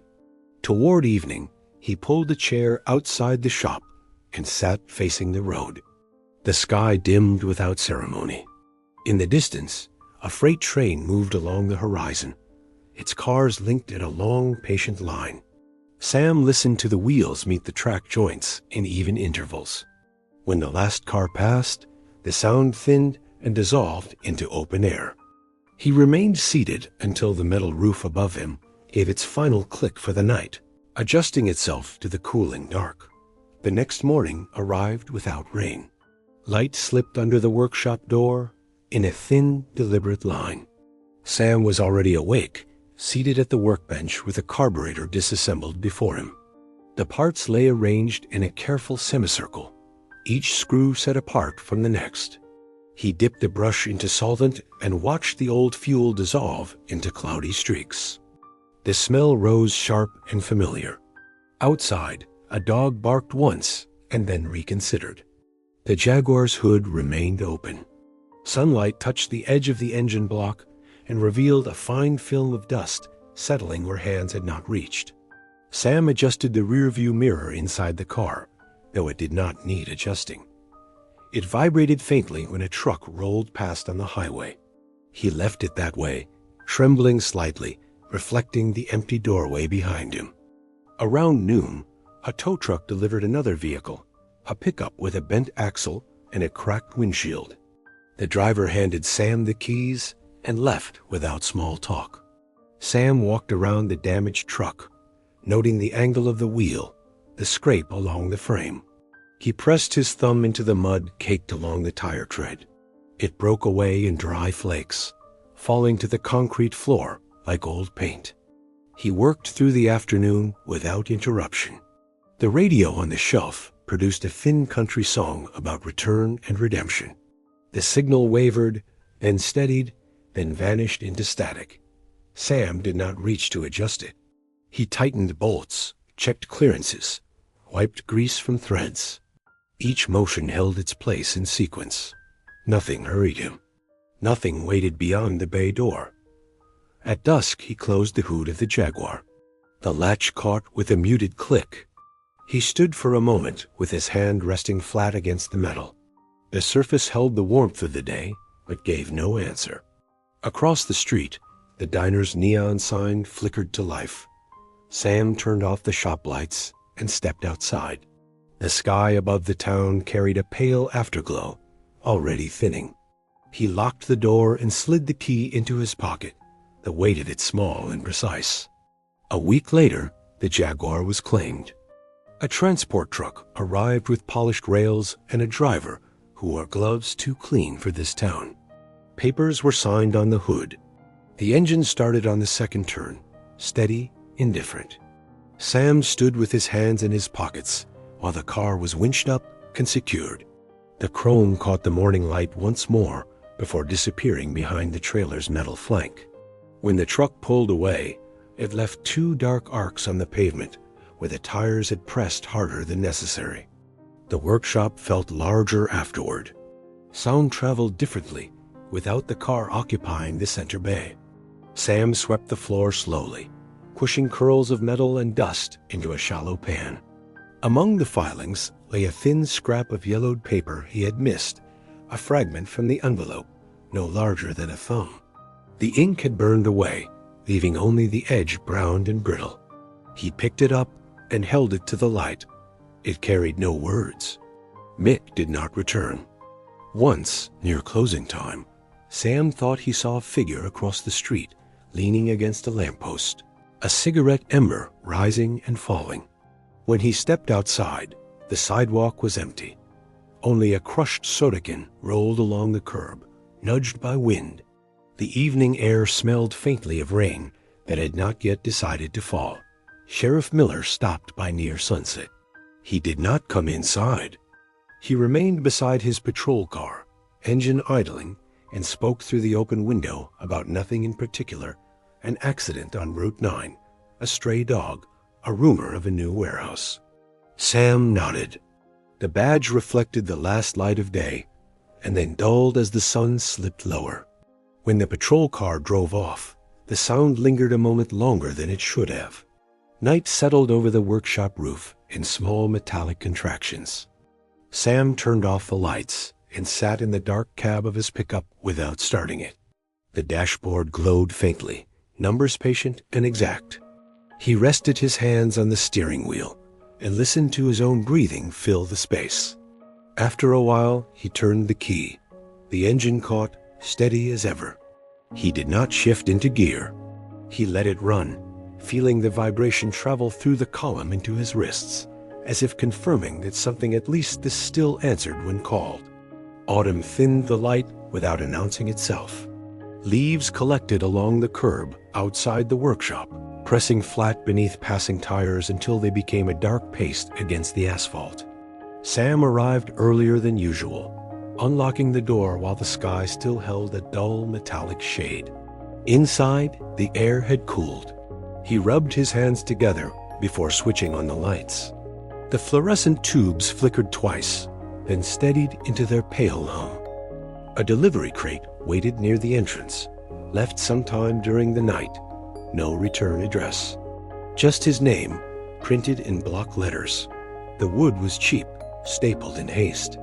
He fetched a pry bar and worked it under the lid. The nails gave way reluctantly. Inside lay a small box wrapped in newspaper and secured with tape. He peeled it back slowly, careful not to tear what did not need tearing. The object inside was a chrome cigarette lighter scratched along one side. The hinge clicked open with a dry, familiar sound. He rolled the wheel with his thumb. A thin spark answered. There was no note, no explanation. Only the faint smell of fuel. He turned it over in his hand and watched the workshop lights bend across its surface. He placed the lighter on the workbench beside a row of wrenches. For a while, he stood without moving. Outside, a train horn sounded far off, stretched thin by distance. The shop felt neither fuller nor emptier than before. The same tools waited. The same concrete floor carried old stains that refused to fade. Near closing time, Sam stepped outside and leaned against the doorframe. The sky had cleared. A cold wind moved down the street, carrying dust and the dry sound of leaves against metal. He flicked the lighter once. A small flame rose, steady and controlled. He watched it until it warmed his fingers, then snapped it shut. The click echoed lightly in the evening air. Winter announced itself in the way the metal roof answered the cold. Each contraction sounded sharper now, a brittle ticking that traveled through the rafters and settled in the corners of the shop. Sam kept the heater near his bench running low, just enough to take the edge off the air. His breath lingered faintly when he leaned over an engine block, then dissolved into the hum of the room. The lighter stayed on the workbench, positioned between a torque wrench and a box of fuses. He did not carry it in his pocket. Sometimes he picked it up and tested the wheel, watching the brief flame bloom and disappear. The chrome had begun to dull again, fingerprints softening its surface. He wiped it clean with the same rag he used for oil, leaving faint streaks that caught the fluorescent light. Snow came one evening without ceremony.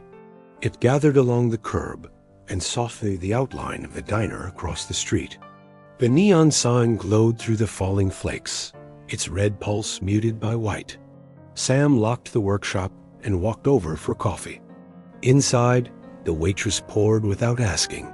The cup warmed his hands the way it always had.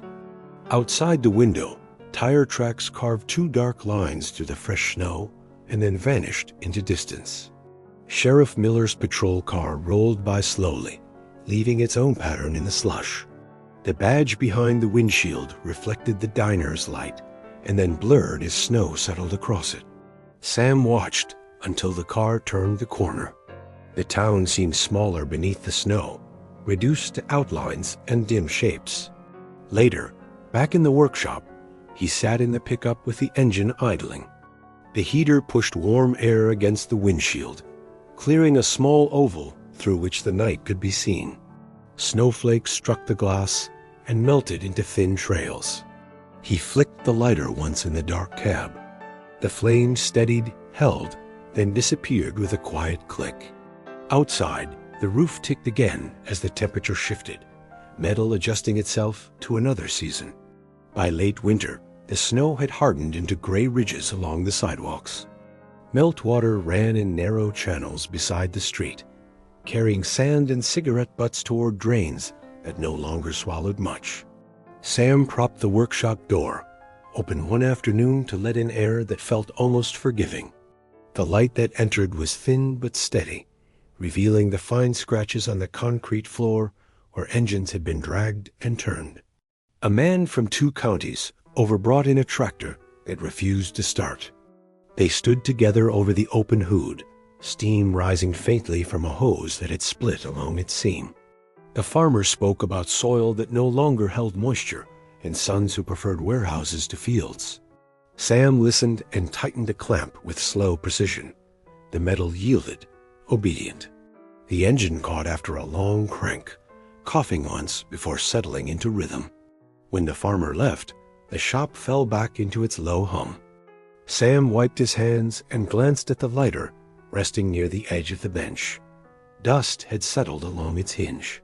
He picked it up and turned it in his palm, then set it down again without striking it. Outside, a pair of teenagers crossed the street toward the diner, jackets too thin for the season. Their laughter rose briefly and then thinned against the brick walls. That evening, clouds moved in from the west, heavy and undecided. The first drops struck the metal roof with a hollow sound. Sam remained inside, finishing the alignment on the tractor's rear wheel. Each turn of the wrench echoed softly. The rain strengthened, drumming against the tin in a steady, patient rhythm. When he finally closed the shop, the street shone under the streetlights, reflecting buildings in elongated streaks. He paused beneath the awning and watched water collect along the curb. In the distance, a freight train passed again, its windows glowing faintly through the rain. Sam slid the key into his pocket and walked toward the diner, the lighter's small weight resting on the bench behind him, waiting without demand. Spring arrived in uneven drafts. The air carried the smell of thawed soil and gasoline, a mixture that settled low over the town. Sam opened the workshop doors wide and let the light move freely across the concrete. Puddles from the melting snow had left faint outlines on the floor, pale borders marking where water had once stood. He traced one with the toe of his boot, then turned back to the bench. The lighter remained where he had left it for months. A thin layer of dust softened its edges. He picked it up and held it to the open doorway. Outside, the sky had cleared into a mild blue that looked almost borrowed. He rolled the wheel once. The flame rose clean and brief. For a moment, it reflected in the truck's side mirror, a small duplicate fire trembling in glass. A customer arrived with a sedan that rattled at idle. Sam listened to the engine without expression, head tilted slightly, as if attending to distant music. He adjusted the timing, tightened a mount, and the rattle faded into a smoother tone. The man thanked him twice and drove off with the windows down. The sound of the car diminished steadily, leaving behind only the wind shifting along the street. In the afternoon, Sheriff Miller walked in without knocking. He removed his hat and set it on the counter, speaking about retirement paperwork and a replacement who had arrived from somewhere farther south. Sam nodded and handed him a cup of coffee, poured from a thermos. They stood in silence for a while, the shop light flickering once before settling. When Miller left, he did not look back. Near dusk, Sam carried a folding chair outside and sat facing the road. The sky dimmed gradually, color draining into a muted gray. He struck the lighter again and held the flame against the gathering dark. It did not waver. After a few seconds, he closed it and placed it in his pocket for the first time. The metal roof above him answered the cooling air with a quiet click, adjusting itself without complaint. Summer pressed down early that year. Heat gathered beneath the tin roof and settled over the tools like a second layer of dust. Sam worked with the doors open, shirt darkened along the spine. Flies circled lazily near the threshold, repelled only when he waved them off with the back of his hand. The town moved slower in the heat. Even the traffic light at the corner seemed to hesitate between colors. A boy from the high school began stopping by in the afternoons, asking questions about engines he did not yet own. Sam let him stand near the bench, handing him a wrench and correcting his grip without comment. The boy's hands were clean, his skin unbroken by years of metal. They leaned over an old alternator together, tracing wires and bolts in patient sequence. When the boy left, he carried grease on his fingertips and did not wipe it away. The lighter remained in Sam's pocket now. Sometimes, during a pause between jobs, he stepped outside and flicked it once, shielding the flame from the wind with his palm. He did not smoke. He watched the fire rise and fall, then closed it again. The chrome had warmed to the shape of his hand, dull but steady. One evening, a storm built along the horizon, clouds stacking in silent layers. The first thunder rolled low and distant. Sam secured the shop doors halfway and waited. Rain came hard, flattening the dust in the street and washing the air clean. The metal roof answered with a heavy, continuous drumming. He stood just inside the doorway, watching water stream off the awning in straight lines. When the storm passed, the town smelled briefly new. Streetlights flickered on, reflecting in shallow pools along the curb. Sam turned off the shop lights and stepped outside. The pavement still held warmth beneath the cooling air. He paused, listening to the quiet that follows rain, a quiet that feels neither empty nor full. Then he locked the door and walked toward the diner, the lighter resting against his hip, a small weight that answered when called. Late August thinned the daylight again. The heat did not leave, but it retreated into the afternoons, allowing the mornings a brief clarity. Sam arrived before sunrise and stood outside the workshop for a moment, listening to the town wake in small mechanical gestures. Garage doors lifting, engines turning over, a delivery truck reversing somewhere behind the grocery store. Inside, he found the high school boy waiting by the bench, holding a carburetor wrapped in newspaper. They did not exchange greetings. Sam cleared a space and unwrapped the metal body, turning it in his hands. The screws were worn, the gasket brittle. He handed the boy a screwdriver and pointed. They worked side by side, shoulders nearly touching, the light from the open door spreading slowly across the floor. Around midday, the boy asked about the scar along Sam's forearm. Sam looked at it briefly, then at the engine parts laid out in order. He did not answer directly. He picked up a small spring and showed how it seated against the housing. The boy nodded, watching carefully. Outside, wind moved dust along the edge of the street, lifting it and setting it down again. In the afternoon, Sheriff Miller returned in plain clothes. The badge was gone.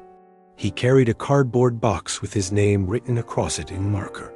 He stood just inside the doorway, as if unsure whether he still belonged in uniform's absence. Sam offered him a chair. They sat without speaking for a while, listening to the faint ticking of cooling metal from a recently shut engine. When Miller left, the boy had already gone home. The shop felt wider, quieter. Sam closed the doors halfway and sat alone on the edge of the pickup's tailgate. He flicked the lighter once. The flame rose and held steady in the dimming light. He watched it until the sky shifted from blue to a muted steel. Then he closed it with a soft click and remained seated as the evening settled evenly over the roof. September brought a wind that carried dry leaves against the workshop door in uneven strokes. Sam swept them aside each morning before unlocking the padlock. The metal had grown colder to the touch. He noticed it when he rested his palm against the handle, a brief exchange of temperature before the day began. The high school boy came less often now. Football practice, homework, the ordinary migrations of youth. When he did appear, he stayed quiet, working through small repairs with steady hands. Sam watched from across the bench, correcting only when necessary. The sound of tools meeting bolts carried cleanly through the open space. Outside, the traffic light shifted from green to yellow to red with patient repetition. One afternoon, a flatbed truck rolled into town, carrying scrap metal stacked in uneven piles bed frames, twisted fencing, a rusted lawn mower.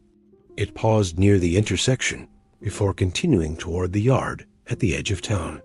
Sam stepped outside and watched it pass. For a moment, the scrap caught the sunlight in sharp flashes before dulling again under dust. Inside the shop, he found a small envelope tucked beneath the workbench leg, pushed there by months of sweeping. It held nothing but a faded receipt, edges curled inward. He flattened it against the table and read the date. It belonged to a time before the trip, before the Jaguar. He folded it once and placed it in the trash bin without ceremony. As evening settled, the sky turned a pale copper above the grain silos. Sam closed the shop doors and remained inside a few minutes longer than usual, listening to the building cool. The roof answered with its familiar ticking. He slipped the lighter from his pocket and rolled it between his fingers. He did not strike it this time. He stepped outside into the wind and locked the door, the key turning with a sound that felt less final than before. Heavy hands, the sign of Blue Note flickered like a tired nerve. Neon salt spilled over the wet pavement and turned the puddles into cheap mirrors. Henry stood by the door, hands folded in front of him, the knuckles pale under the light. Rain carried the smell of asphalt and perfume that tried too hard. Inside, the bass trembled through the walls, synthetic and restless. It had nothing to do with a heartbeat. Henry watched his fists as if they belonged to someone else. He tried to light a cigarette. The match scraped twice before catching. His fingers were stiff. The flame trembled like a small animal. A group of young men passed him, laughing too loudly, their jackets thin, their shoulders loose. Henry did not look at their faces. He looked at their balance, at the careless way they leaned into one another. They had never learned how to take a blow.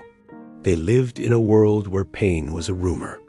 Sate stepped outside with a plastic cup of coffee and the smell of expensive cologne that hid impatience. He spoke about numbers, about weekends, about opportunity. The coffee was too sweet and already cooling. Henry listened without listening. The taste in his mouth was rubber and steel. He knew the cup would be empty before Sate said anything real. Profit was the only language the young man trusted. Inside, a commotion rose like steam. Two boys swung at each other in the half-light, arms windmilling, no weight behind their fists. One landed a crooked punch that snapped a head sideways. It was ugly. Henry stood in the doorway and felt nothing move inside him. Once, a punch had been a sentence. Now it was only noise. A girl without a name stepped out to smoke. She lost her keys again. She asked for a light.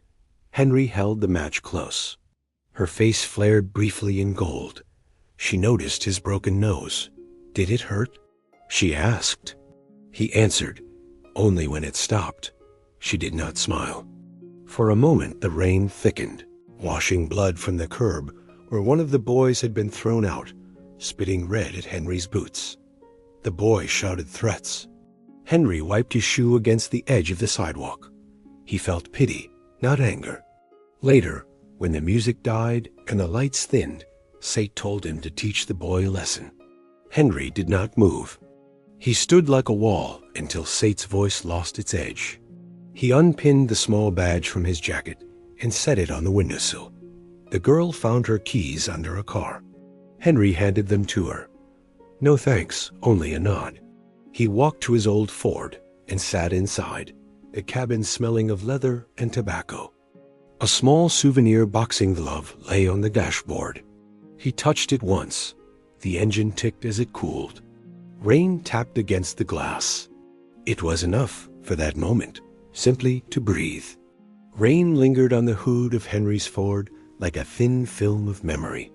The engine had long gone quiet, yet he remained behind the wheel, hands resting heavy on his thighs.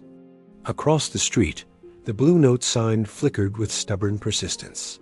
Neon bled into the puddles and made the night look artificial, as if someone had painted over it in haste.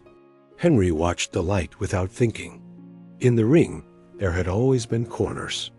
Out here, there were only reflections. His joints ached in the damp. The pain was not sharp. It was patient. It had learned his rhythm over the years. He flexed his fingers once, slowly, feeling the stiffness travel through them like rust in a hinge. Once, these hands had split skin and drawn shears. Now they opened doors and stood between drunks. The world no longer wanted endurance. It wanted spectacle. The difference was subtle, but absolute. Sate stepped out again, phone pressed to his ear, voice tight and fast. Numbers, complaints, promises. He paced beneath the neon like a man measuring invisible losses. When he noticed Henry still sitting in the car, he hesitated. There was a question in his posture, but no courage to ask it. Henry did not lower the window. The silence between them carried more weight than any conversation. From the alley came the sound of retching. One of the boys, the one who had spat blood earlier, leaned against the brick wall and tried to gather himself. His bravado had dissolved into something small. Henry watched him in the side mirror. There was no lesson left to give. The boy would wake tomorrow with a swollen lip and a story that grew larger each time he told it. That was how modern battles were fought, through exaggeration, not scars. The girl without a name crossed the street, coat pulled tight around her. She paused near the ford, as if considering a word, then thought better of it. Her reflection trembled in the rainwater at her feet. Henry nodded once, almost imperceptibly. She returned the gesture and walked on. No promises, no drama, just movement through wet air. Henry leaned back against the seat. The small boxing glove on the dashboard swayed slightly when a truck passed in the distance. He touched it again, not out of nostalgia, but to confirm its texture. Leather, cracked and dry. Outside, the rain thinned to a mist. He turned the key halfway, listening to the engine hesitate before catching. The road ahead was empty. He did not know where he was driving. It was enough that the tires would turn, and the night would accept him without applause. Morning arrived without ceremony. The sky over the river was the color of dull tin, and the air carried the same metallic chill as the night before. Henry parked the Ford near the old gym that no longer called itself a gym. The sign above the door had lost 2 letters. What remained flickered weakly in the gray light. He stepped out slowly, joints protesting, and locked the car as if it still contained something worth stealing. Inside, the room smelled of disinfectant and old canvas. The ring ropes sagged slightly, their red faded to a tired brown. A young man worked the heavy bag in the corner, headphones on, fists wrapped too neatly. Each punch landed fast but shallow. The bag swayed without complaint. Henry stood against the wall and watched. The boy's shoulders rose too high with every strike. He wasted energy on noise. The trainer, a thin man with a clipboard, nodded at Henry but said nothing. They understood each other's silence. Henry approached the ring and placed his palm against the top rope. The texture felt familiar, rough and indifferent. He remembered the 10th round more clearly than any birthday. The way the air had thickened, the way his own blood had tasted like iron filings. Pain had once been honest. It had weight. The boy removed his headphones and glanced at Henry. There was curiosity there and a hint of recognition. "You used to fight?" he asked, as if inquiring about a hobby long abandoned. Henry shrugged. "Long time ago." The boy nodded politely and resumed his rhythm, faster now, as if speed could impress the past. Henry watched the footwork. Too narrow, too eager. A bell rang from someone's phone to mark the end of a round. The sound was synthetic, almost cheerful. Henry flinched despite himself. He turned toward the exit before anyone could see it. Outside, the rain began again, fine and steady. He did not feel like a relic. He felt like a tool misplaced in the wrong drawer. He returned to the Ford and sat behind the wheel without starting it. Through the windshield, the gym windows looked opaque, as if the world inside had already forgotten him. He rested his hands on the steering wheel and studied the faint scars across his knuckles. They were pale now, nearly erased. He wondered if that was what survival meant, becoming indistinguishable from the rain. By evening, the rain had hardened into something colder. It fell straight, without wind, like a decision already made. Henry returned to the Blue Note, not out of duty, but habit. The neon crackled above him again, faithful in its irritation. He took his place by the door. The bass inside throbbed with mechanical insistence. It sounded like a machine testing its own endurance. Sate arrived late, coat too light for the weather, smile too quick. He spoke of a new promotion, of influencers, of themed fight nights where men would wear gloves for the camera and call it authenticity. People love violence, he said, as long as it's clean.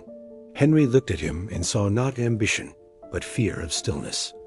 Clean violence was not violence. It was choreography. The crowd thickened. Perfume and sweat mingled in the narrow entrance. A pair of college boys argued over nothing status, attention, a girl who had already moved on.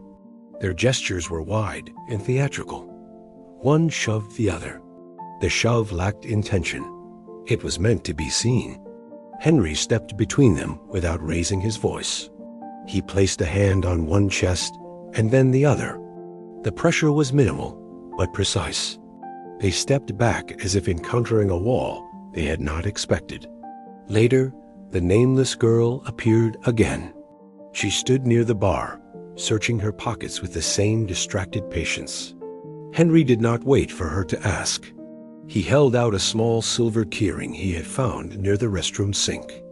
Her fingers brushed his for a second. "You always watching?" she asked. "Someone has to," he replied. She studied him as if he were an artifact behind glass. Near midnight, the earlier boy from the alley returned, lips swollen, pride stitched clumsily together. He stopped in front of Henry. For a moment, it seemed he might speak. Instead, he gave a short nod, awkward, almost respectful. Henry returned it. There are languages without words. The boy entered quietly. When the club emptied and the music collapsed into silence, Henry remained at the doorway. Sate counted receipts under the bar light, lips moving. Henry removed his jacket slowly. The fabric felt heavier than before. He folded it once and left it on the chair by the entrance. No announcement. Outside, the rain cooled his face. The night air tasted faintly of iron. He did not feel defeated. He felt unnecessary. He walked past his Ford without stopping and continued down the street, hands in his pockets. Behind him, the neon sign sputtered, then steadied. The city hummed in low voltage. Henry did not look back. Some blows land long after the fist has stopped moving. This one was quiet, and it did not bruise. Morning did not brighten the street. It only made the wet concrete visible. Henry walked without direction, collar raised, hands deep in his coat pockets. The city looked rinsed, but not clean. Storefront windows reflected a man who seemed both solid and misplaced, like a statue left in the wrong square. He paused at a bakery that had not yet opened. The smell of warm bread seeped faintly through the door. It reminded him that not all heat came from conflict. He turned toward the river, where the factories once worked through the night. Their windows were dark now, the brick facades streaked with rain. He stood beneath a rusted overhang and listened to the water slide past. It moved steadily, without ambition. Henry understood that rhythm better than any music inside the club. Endurance without applause. Motion without witnesses. His phone vibrated once. A message from Sate. "You coming tonight?" Big crowd expected. Henry read it twice and slipped the phone back into his pocket. There was no anger in him, only a thinning thread of attachment. The world wanted noise. It wanted the echo of impact without the cost. He had once traded in cost. The nameless girl appeared across the bridge, coat wrapped tight, hair damp from the mist. She did not look surprised to see him. "You're not at the door," she said. He shook his head. No door. They stood side by side, not touching, watching the river carry scraps of paper and a plastic bottle downstream. She searched her pockets again, reflex more than necessity. He almost smiled. "Do you miss it?" she asked, not specifying what. Henry considered the question carefully. He felt the ache in his shoulders, the old memory of canvas under his back, the roar that used to follow a clean right hook. "I miss the weight," he said at last. "Not the noise." She nodded as if that answered something in her own life. They parted without ceremony. Henry walked back toward his Ford, parked crooked near the curb. He opened the door and sat behind the wheel, watching droplets gather and slide down the windshield. The small boxing glove still lay on the dashboard. He picked it up and turned it over in his palm. Leather cracking, thread worn, he did not throw it away.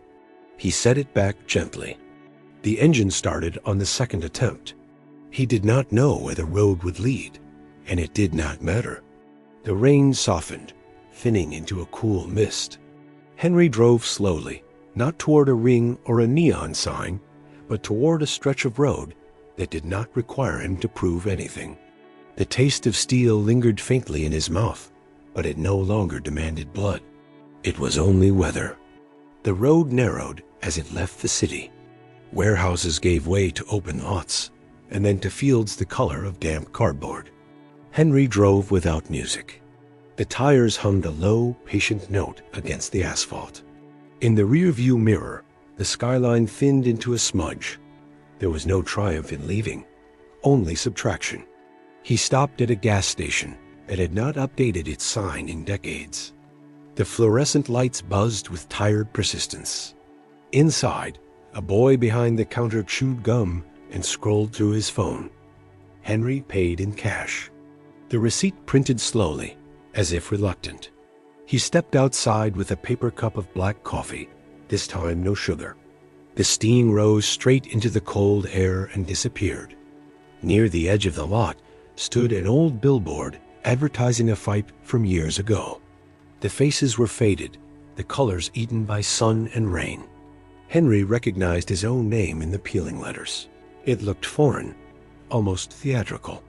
He studied the image of a younger man with raised fists and an expression borrowed from posters before him.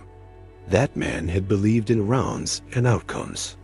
Henry felt no urge to correct him. A pickup truck pulled in. Two men inside arguing over something trivial. One of them slammed the door too hard and muttered a threat that meant nothing. Henry watched them briefly, not with judgment, but with distance.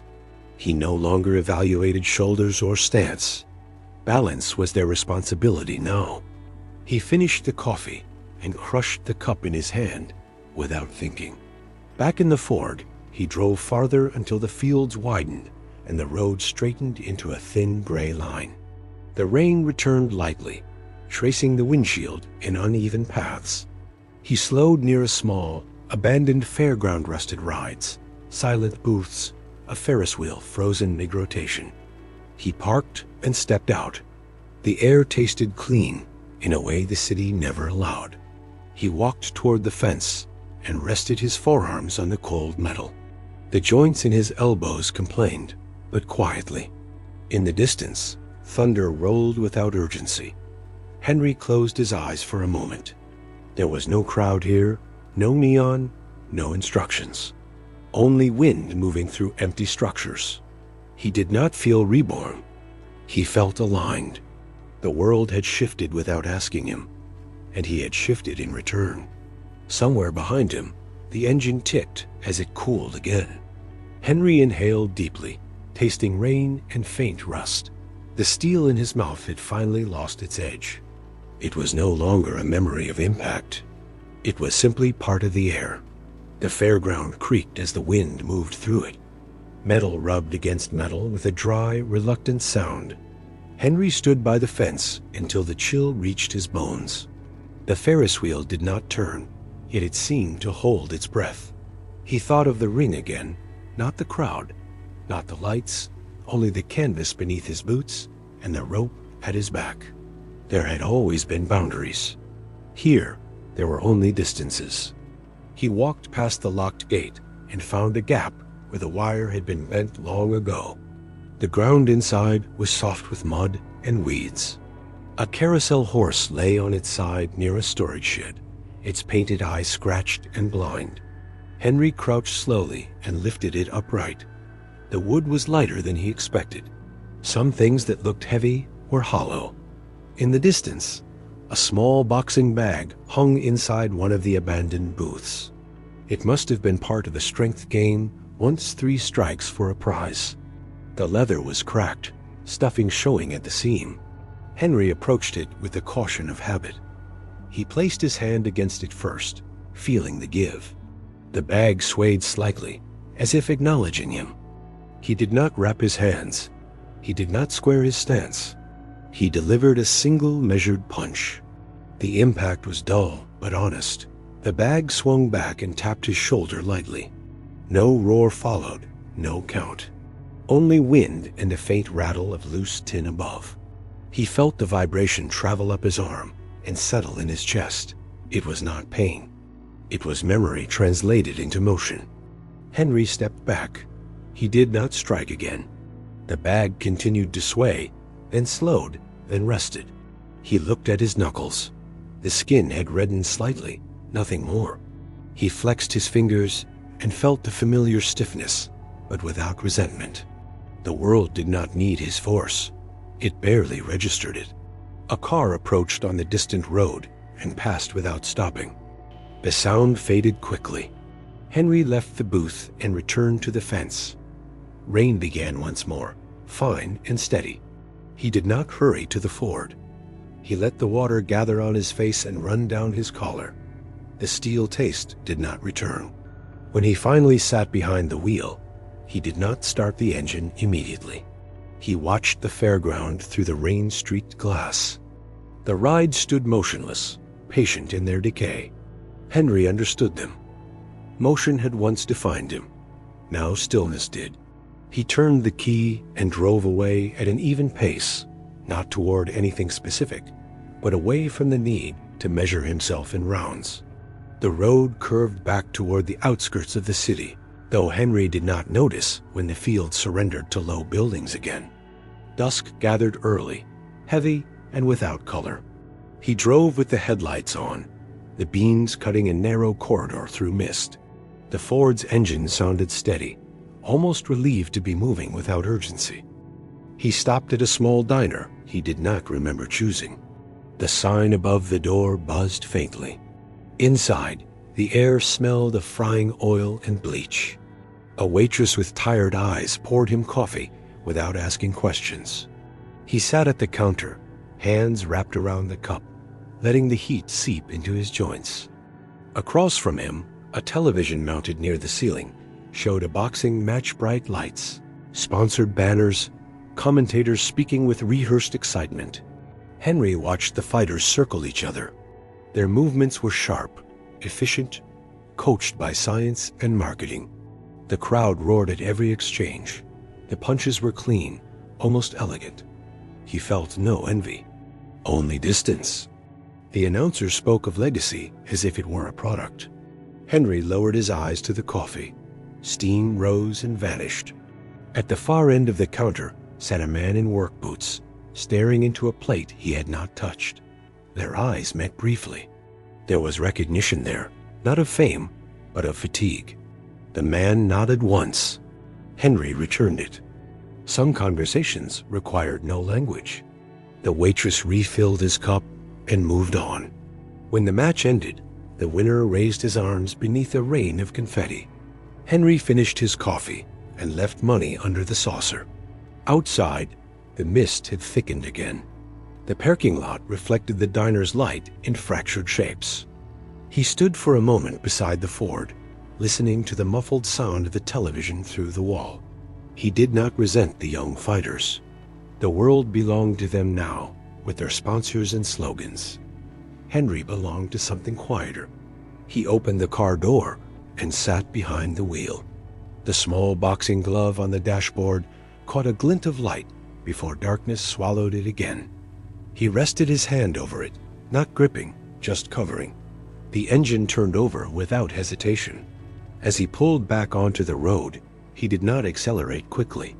The night accepted him at its own pace. There was no belt to win, no door to guard, no boy to correct. Only the steady line of asphalt ahead and the faint, cooling taste of rain in the air. The city lights appeared again on the horizon, blurred by mist and distance. Henry did not turn toward downtown. He followed a side road that ran parallel to the river, quieter, lined with warehouses whose windows reflected nothing back. The Ford's headlights traced the cracked pavement. Somewhere in the dark, a train moved slowly, metal grinding against metal with tired resolve.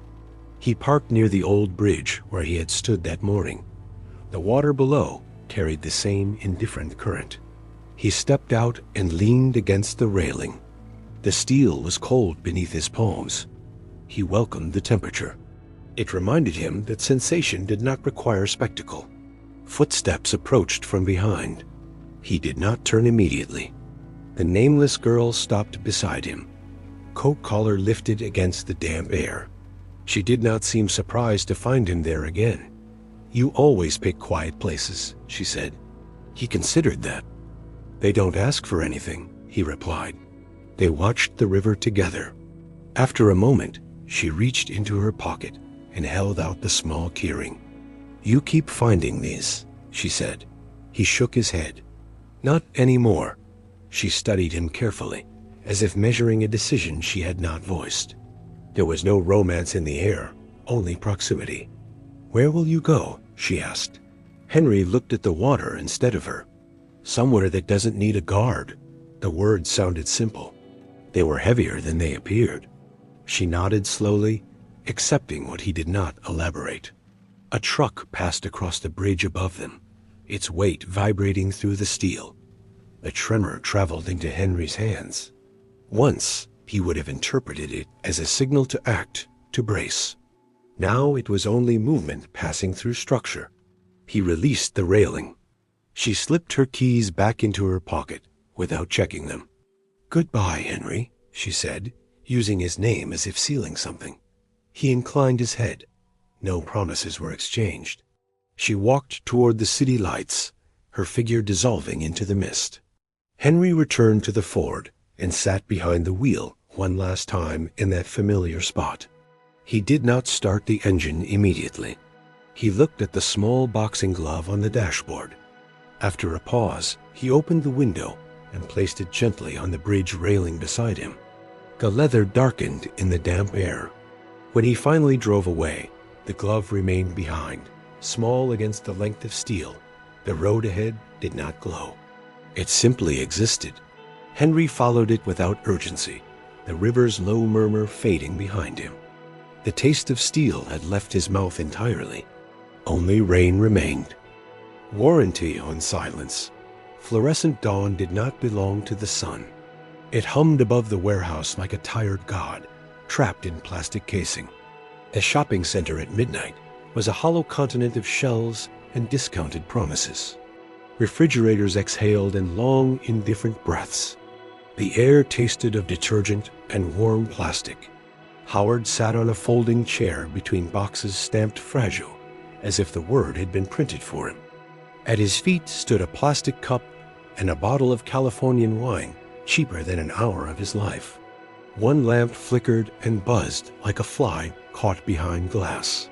It was his last night.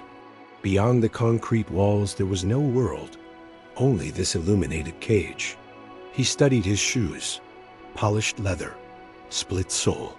For 10 years he had sold the same pair to men from a factory that no longer smoked, telling them they were waterproof.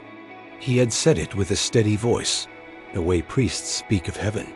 The tape roll turned between his fingers tick soft and precise. It was the only rhythm left to him. He remembered the woman who bought the expensive vacuum while her husband waited in a car that smelled of layoffs. Howard had lied to her gently.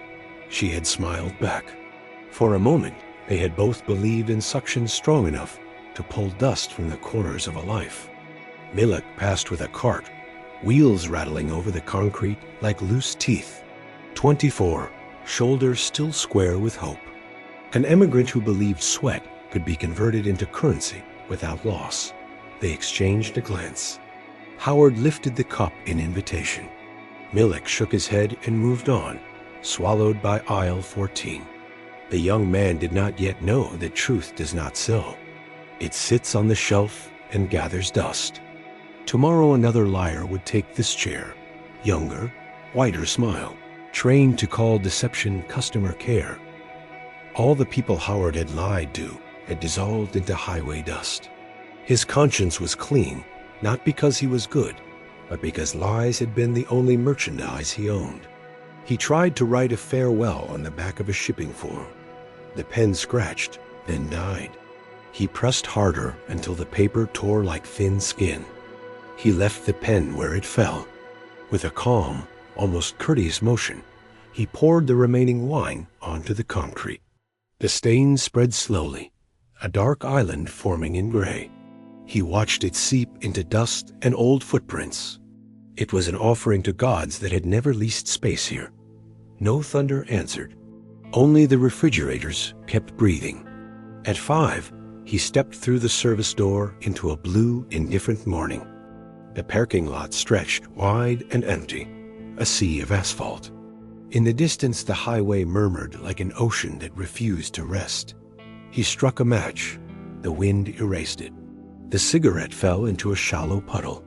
He removed the manager's badge from his lapel and placed it in his pocket, as if hiding a small, useless medal. The light poles shut off one by one. Howard remained. He stood facing the endless lot and breathed the cold air until his lungs ached, as though pain were the last honest thing he could still afford. Morning crept into the warehouse without asking permission. The fluorescent lights surrendered slowly, paling against the thin blue leaking through the high windows. Howard did not leave the parking lot immediately. He sat in his old sedan with the engine off, hands resting on the steering wheel as if waiting for instructions. The glass held the night's cold. Inside, his breath clouded and vanished. He had spent 40 years explaining products to strangers. Now there was no one left to explain himself to. By 7, the automatic doors began to open and close again, swallowing the first customers of the day. Howard remained outside, watching through the windshield. A woman pushed a cart with careful determination, as though the act itself promised stability. A man in work boots checked his phone before stepping inside. Howard recognized the posture. He had sold to that posture for decades. Assurance in installments, comfort with extended warranty. He wondered whether the new manager had already taken his place in the office chair. It squeaked like an old confession. He did not drive away until he saw Milik arrive. The young man stepped off the bus, shoulders squared against the cold, lunch bag in hand. For a moment, Milik paused and looked toward the vast parking lot, as if sensing an absence. Howard almost stepped out of the car, almost called his name. But what would he say? That effort alone would not save him.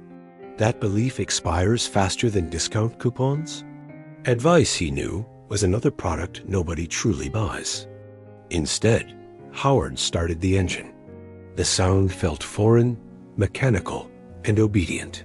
He circled the lot once, slowly, like a guard on his final patrol. The building loomed beside him, bright banners, red letters promising savings without end. He felt no anger, only a mild astonishment that it could continue without him. The doors opened and closed, opened and closed. The rhythm went on, indifferent to retirement. At the edge of the highway, he stopped at a red light. The sun finally broke free of the horizon, striking the windshield with a pale glare. Howard realized he did not know where he was driving. There was no office waiting, no sales floor, no customer to reassure. The lie had been his language, and without it he was mute. When the light turned green, he pressed the accelerator gently and merged into traffic. Another aging car, dissolving into the morning flow, carrying nothing but a pocketed badge and the habit of smiling at questions that no longer came. The apartment greeted him with the stale patience of a place that had never expected more. 3rd floor, beige walls, a corridor that smelled faintly of boiled cabbage and cleaning fluid. Howard placed the manager's badge on the kitchen table and stood over it as if it might still instruct him. The refrigerator clicked on. It was the same sound as in the warehouse, only smaller, more intimate. Even here, the machinery refused silence. He removed his oversized jacket and hung it carefully on the back of a chair. The fabric held the faint perfume of plastic shells and cardboard dust. For a moment, he considered throwing it away. Instead, he brushed an invisible speck from the sleeve. Habit was a stronger employer than any corporation. In the bathroom mirror, his face looked like folded paper left too long in sunlight. He tried a smile. It arrived automatically, polished and reassuring. There was no one to receive it. By noon, he found himself walking without direction. The town had rearranged itself into storefronts and for lease signs. The old factory on the edge of the highway stood hollow, windows like blind eyes. He had once sold winter boots to men who came from there after their shifts. Waterproof, he had promised, durable. He wondered how many of those boots still existed, perhaps in closets, perhaps in landfills, perhaps walking other countries now. Objects traveled farther than people. At a small diner near the bus stop, he ordered coffee. The waitress did not know him. That surprised him more than it should have. She placed the cup down and moved on. Howard felt the urge to explain anything about himself. That he had once managed inventory, supervised seasonal promotions, trained young salesmen how to hold eye contact while adjusting price tags. But explanations require interest. The waitress refilled another table's cups and laughed at a joke he could not hear. In the window's reflection, he saw Milik outside, stepping off the bus again at the end of his shift. The young man looked tired now, shoulders slightly bent. Howard considered waving. Instead, he lowered his eyes to the coffee's dark surface. He understood something without bitterness. The lie had not only connected him to others, it had also protected them from him. Truth would have been heavier, less merciful. He finished the coffee, left exact change, and stepped back into the afternoon light, carrying the quiet realization that even honesty at this stage would be another form of intrusion. That evening, the apartment felt narrower. The walls held the day's heat, and the air did not move. Howard sat at the kitchen table, where the badge still lay, its plastic surface catching the weak light from the window. He turned it over once, then again, as if there might be a second identity printed on the back. There was only his name in faded ink. Without the lanyard around his neck, it looked like a child's toy. He opened a drawer and took out an old stack of receipts he had kept for no reason. Extended warranties, seasonal discounts, clearance events that had promised final chances and then returned the following month. He read them slowly, like letters from a country that no longer existed. Each number had once been spoken aloud with conviction. Each total had closed a small temporary circle between him and a stranger. Now they were only ink and thermal paper already turning pale. Near midnight, he put on the oversized jacket again, not for warmth, for structure. He walked back toward the shopping center, the streets almost empty, sodium lights humming above the asphalt. From a distance, the building glowed the same way it had the night before, bright, indifferent, tireless. Through the glass doors, he could see the new manager inside, younger, upright posture, teeth visible when he spoke. The gestures were familiar, assurance delivered with a steady hand. Howard did not go in. He stood outside, hands in his pockets, watching as customers nodded and accepted small, polished falsehoods wrapped in promotional language. He felt no jealousy, only a thin, clinical curiosity. The ritual continued without interruption. The lie remained necessary. It passed from mouth to mouth like a shared cigarette in the cold. When the automatic doors opened for a departing shopper, a gust of conditioned air touched his face. It smelled of detergent and plastic clean, artificial, dependable.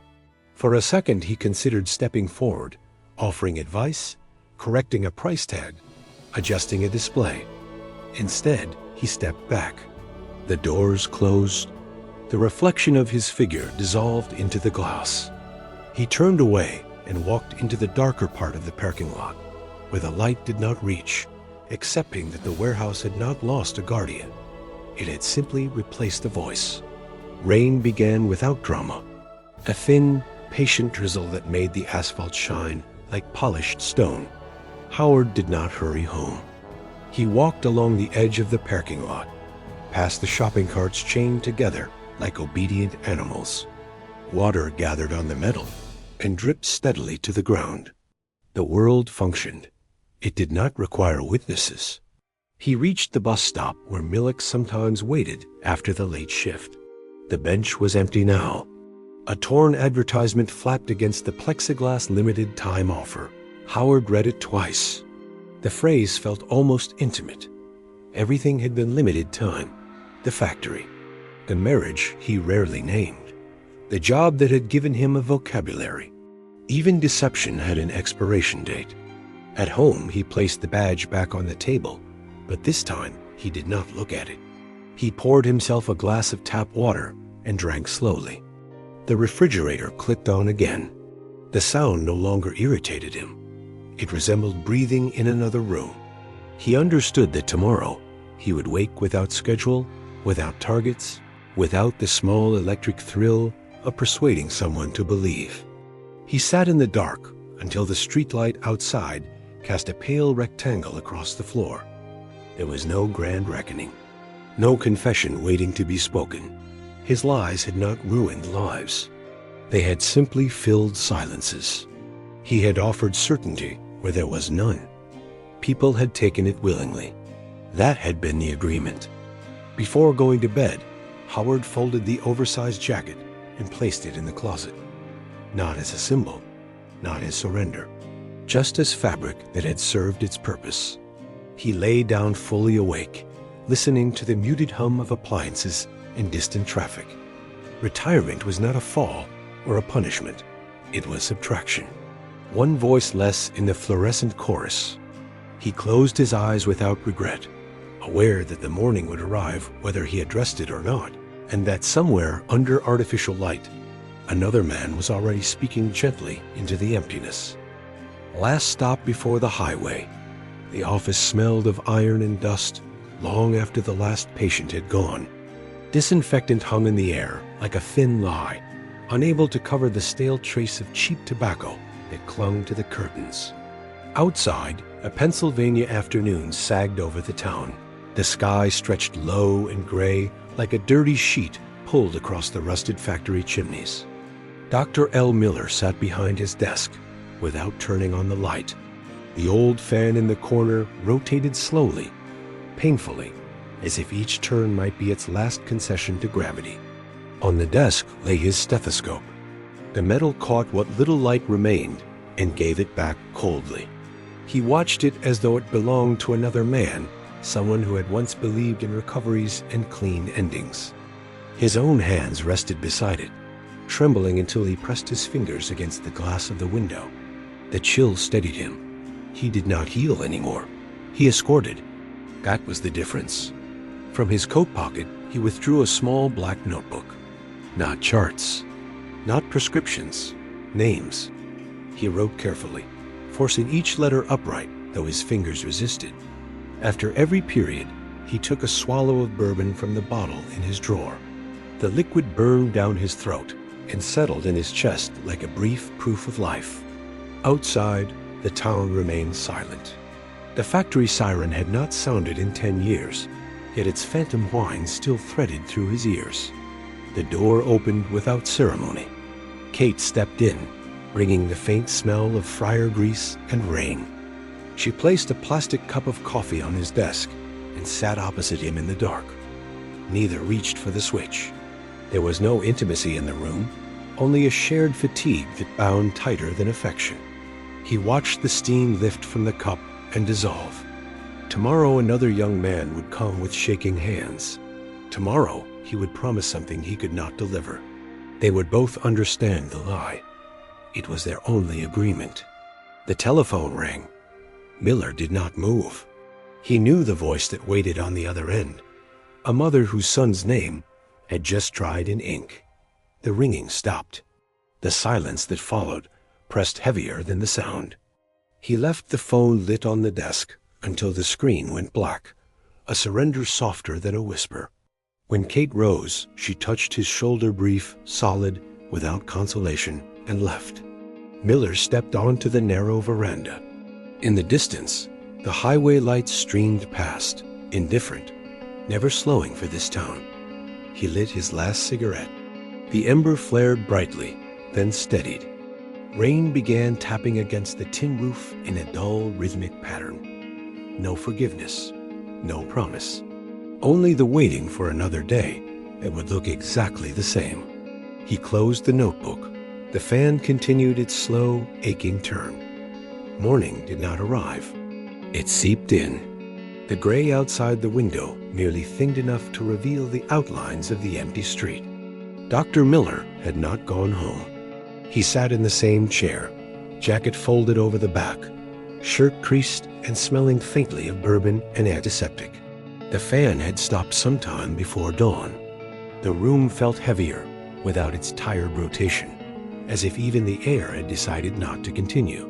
He opened the office early. The first patient was already waiting on the wooden bench by the door. A boy no older than 20, cap pulled low, hands hidden in his sleeves. The tremor showed anyway. It moved through the fabric like a trapped insect. Miller did not ask many questions. He had learned that questions only rearranged the shame. He listened to the chest, to the thin, uneven breathing, and wrote a prescription that would not mend what was broken. The boy thanked him too quickly. They both avoided the word hope. Between appointments, Miller stared at the sink where rust bloomed around the drain. The water ran brown for a second before clearing. He washed his hands longer than necessary, watching the veins beneath his skin, blue and delicate. Once, those hands had delivered babies. Now they measured dosages and silence. He dried them on a paper towel that tore in the middle, leaving a damp edge against his palm. By noon, the waiting room was full. Not with noise, never noise, but with a collective stillness. A woman with hollow cheeks. A man who kept removing and replacing his hat.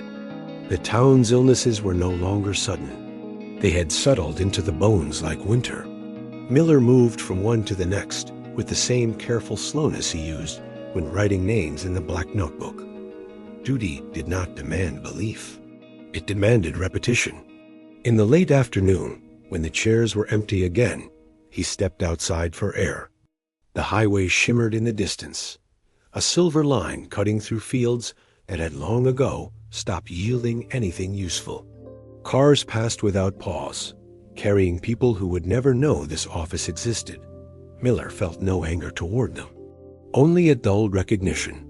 Movement was easier when you did not look back. He returned inside and sat at his desk.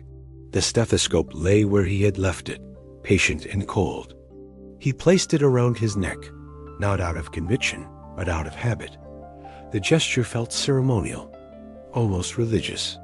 Outside, the light dimmed toward evening once more. The day had been survived. That was all. The rain returned before dusk, a thin, persistent drizzle that blurred the windows and erased the edges of the town. The waiting room lights flickered once, then steadied. Dr. Miller stood by the cabinet where expired samples were kept, running his thumb over the printed dates. Time had a way of turning everything into surplus. He placed the small boxes back in their rows as if arranging relics no one would come to worship. A man arrived without knocking. Mid-30s, shoulders too narrow for the weight they carried. He smelled of engine oil and cold sweat. He did not sit. He spoke quickly, words tripping over each other, about sleepless nights and a noise in his head that would not stop. Miller listened, eyes lowered, hands folded to hide their tremor. He had heard that noise described in many forms. It always meant the same thing. He offered measured advice, a referral he knew would not be used, and a prescription that would quiet the surface. The man left calmer than he had entered. The storm inside him remained. After the door closed, Miller opened the black notebook again. He did not add a name. Instead, he traced the indentation of earlier entries with his fingertip, feeling the grooves pressed into paper. The list was becoming heavier, even when unchanged. He wondered whether the weight belonged to the ink or to him. Outside, the rain thickened, drumming on the tin awning like restrained applause for endurance. Kate came later than usual. Her hair was damp, her apron folded over her arm. She did not bring coffee this time. She leaned against the wall and watched him in silence. "You should sleep," she said at last, not as advice, but as observation. Miller shook his head. Sleep suggested pause. Pause suggested reflection. Reflection was more dangerous than fatigue. She understood and said nothing more. They stood by the window together. Across the dark fields, the highway lights moved steadily, red and white, red and white. Kate lit a cigarette and handed it to him. Their fingers brushed briefly dry skin against dry skin. No tenderness, only confirmation that both were still present. The rain softened, thinning into mist. When she left, Miller remained at the window. The office behind him seemed smaller, its corners pressing inward. He closed the notebook without looking inside.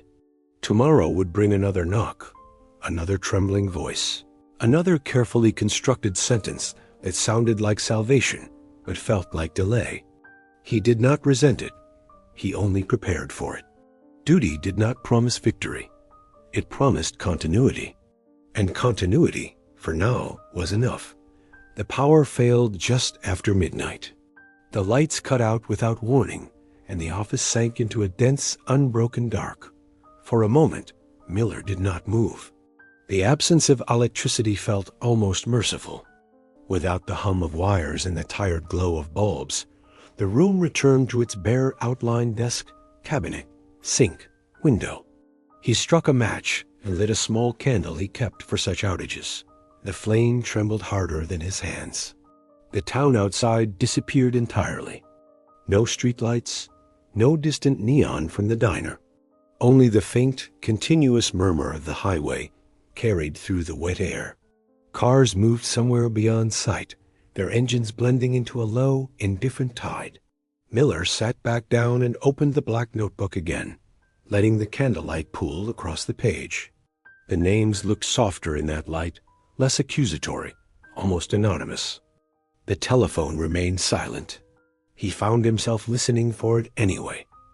In the dark, even memory made noise. He could almost hear the factory siren again, long, metallic, insistent, calling men who no longer had jobs to attend.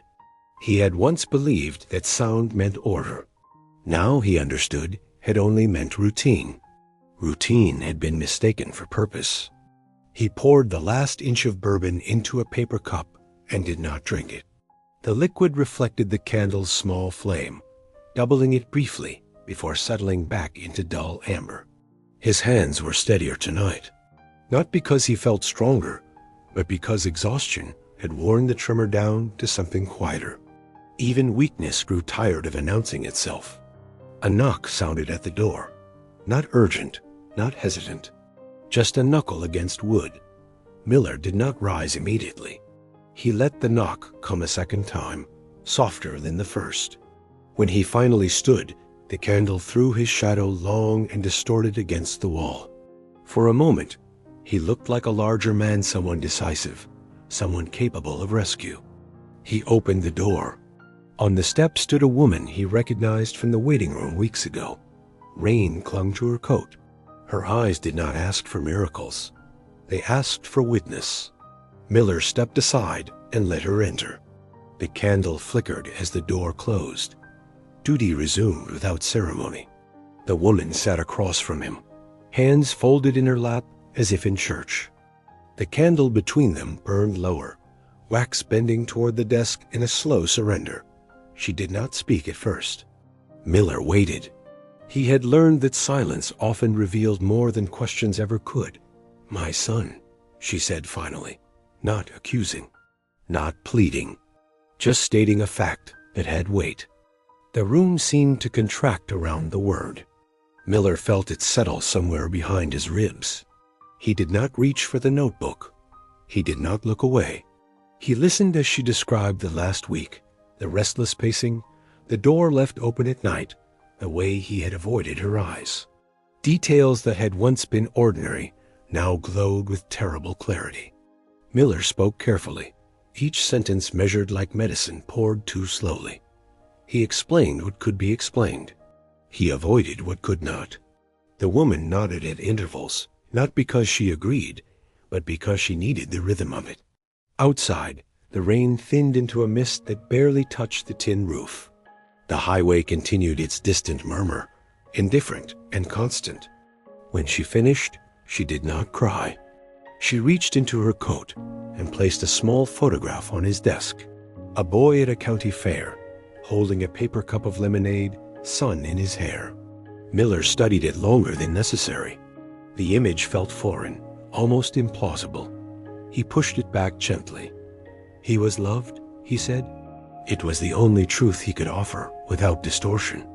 The candle went out on its own. Smoke rose in a thin line before dissolving into the dark.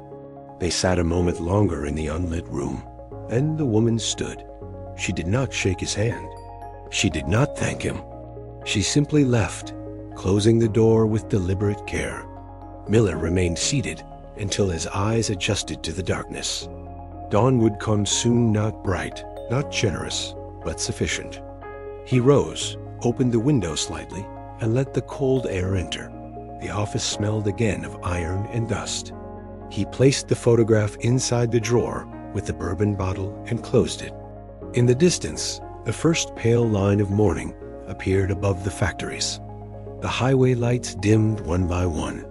Another day approached, carrying its familiar weight. Miller straightened the stack of forms on his desk and set the stethoscope around his neck. There was no revelation, no redemption, only the quiet continuation of work. And he was still there to meet it. Full tank at dawn. The neon of the blue star trembled in the wet Nebraska dark, as if it were unsure whether to stay alive. It was 4 a.m. Rain did not fall. It lingered, thin and persistent, pressing its face against the windows. Inside, the plastic tablecloths shone under the fluorescent light. One of them carried a small burned hole, edged brown like an old wound. Adrian sat in the corner booth with a cup of black coffee in front of him. The surface trembled each time a truck passed on the highway, the red and white reflections of the neon breaking apart in the liquid. His hands rested around the cup without warmth. They were large hands, permanently darkened by oil that never quite washed away. Diesel had settled into his skin years ago. It was the only smell that still felt familiar. Between his fingers, he turned the key to the fuel tank of his old 90s Ford pickup. The metal was cool, its edges worn smooth by habit. It had weight. Most things no longer did. Outside, the truck stood under the gas station light, rain collecting along the hood before sliding down in thin, resigned lines. It looked less like a vehicle and more like a shelter that could move. Elise approached without asking. She refilled his cup. The coffee steamed, but carried no scent. Her apron brushed the table. The coffee pot touched porcelain with a quiet metallic knock. She did not look at him at first. She had seen too many backs walking out into mornings like this. When his match failed to catch, his fingers stiff and unwilling, she placed her lighter in front of him and walked away. It was a small gesture. In the silence of the diner, it felt deliberate. He watched the truck through the rain-streaked glass and understood that the horizon would not change. Miles only rearranged the same emptiness. Freedom was not arrival. It was the click of the pump when the tank was full, the brief certainty of being able to leave. He placed a wrinkled $5 bill beneath the cup, put on his jacket, and stepped into the rain. The engine started on the second try. Smoke drifted into the gray dawn. The fuel gauge glowed steady and full, a small, obedient sun in the darkness, and he drove toward a morning that promised nothing except motion. Rain had not stopped when Adrian pushed the door open. It clung to his jacket and hair, thin as breath. The parking lot smelled of gasoline and wet dust.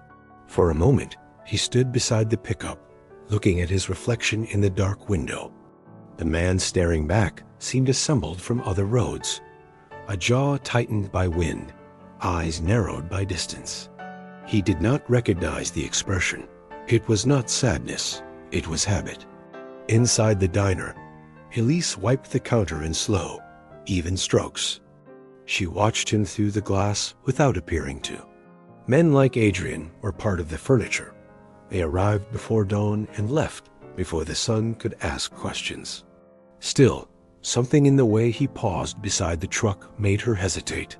She turned the cup upside down to dry and listened to the engine catch, then settle into its rough, uneven rhythm. Adrian slid behind the wheel. The seat carried the stale warmth of old afternoons. The dashboard lights flickered awake, dull green against the gray outside. He placed the tank key in the ashtray and let his fingers rest on the steering wheel. The leather was cracked, smooth where his palms had worn it down over the years. It felt like holding on to the last thing that had not betrayed him. He drove past the diner slowly, tires whispering over wet asphalt. In the side mirror, he saw the blue star shrink, its neon blinking against the rain like a tired pulse. For a second, he imagined stopping again, walking back inside, letting the morning pass without movement. But the thought pressed too heavily on his chest. Stillness demanded explanations. The road did not. When he reached the highway, the sky had begun to pale, a colorless light spreading over the plains. Trucks moved in both directions, anonymous and steady. Adrian joined them without signaling, folding into the current. The wipers beat a measured rhythm against the glass. There was no destination in his mind, only distance. As long as the tank was full and the engine answered, he could postpone the moment when the silence would finally catch up. By mid-morning, the rain thinned into a gray mist that hovered low over the plains. The highway stretched ahead in a straight, indifferent line. Adrian drove with one hand on the wheel, the other resting on the gearshift, as if the truck might change its mind without warning. The radio offered a distant country song, then static. He turned it off. The engine's steady vibration was enough. He stopped once, not because he needed fuel, but because the sign said, "Rest area 1 mile," and movement without interruption sometimes felt suspicious. The lot was nearly empty. A vending machine hummed beside the bathrooms, its light too bright for the hour. Adrian stood under the metal awning and smoked, watching trucks roll past without slowing. Their trailers carried names of companies he no longer recognized.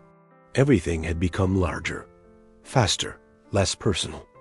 He studied his hands again. The creases were blackened deep into the skin, as if the grease had chosen to stay.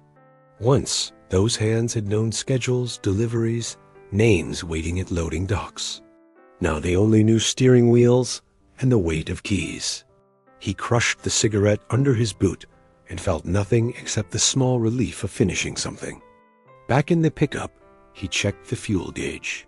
Still full, the needle did not move. It gave him a quiet, mechanical reassurance. As long as it held there, he could pretend the day had shape.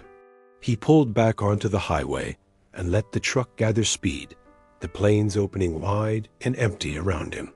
Far behind, in the Blue Star Diner, Elise poured coffee for a pair of farmers who spoke about weather and corn prices. She moved between tables with the same careful steps. For a brief second, she glanced at the door, though she knew it would not open again for him. Outside, the neon sign finally stopped flickering and burned steady in the daylight, unnoticed. By afternoon, the sky had cleared without ceremony. The plains lay flat and exposed under a pale sun that offered light but no warmth. Adrian drove with the window cracked open. The air carried the smell of wet earth drying too quickly. The road shimmered ahead, endless and without contour. He kept his eyes level, as if looking too far might invite expectation. He passed small towns that seemed assembled from the same pieces. A grain silo, a gas station, a church with peeling white paint. Each one appeared briefly in the windshield and then slid into the rearview mirror. He did not slow down. Slowing required intention. Intention required a reason. He had neither. Near dusk, he turned off the highway without planning to. The exit sign had no name he recognized. The road narrowed and curved toward a cluster of low buildings. A motel stood at the edge of town, its vacancy sign glowing weakly, even in the fading light. He parked in front of room 12. The engine ticked as it cooled, a soft metallic settling that sounded almost like breath. Inside the room, the air smelled of detergent and something older beneath it. The bedspread carried a pattern meant to hide stains. Adrian sat on the edge of the bed and removed his boots slowly, placing them side by side as if he might need to leave in a hurry. The silence pressed in from the walls. There was no highway hum here, no neon flicker, no clink of porcelain. He lay back without turning on the television. The ceiling was cracked in thin lines that resembled a map without destinations. For the first time that day, there was no motion beneath him. The absence felt heavier than the road ever had. He closed his eyes, not to sleep, but to measure how long he could endure the stillness before the need to move returned.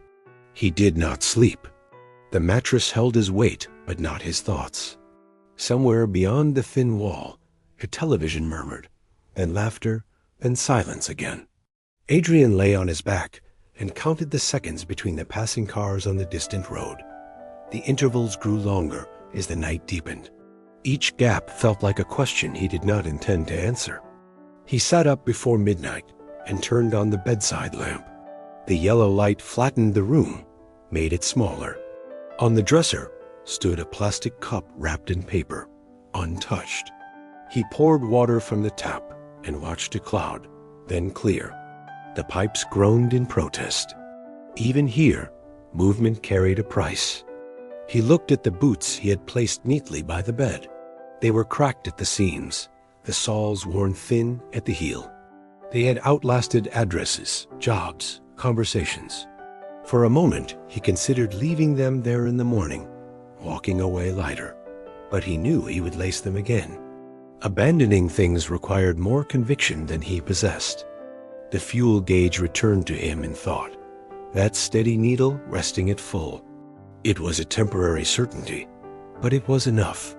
He stood, pulled on his jacket, and stepped outside into the cold night air.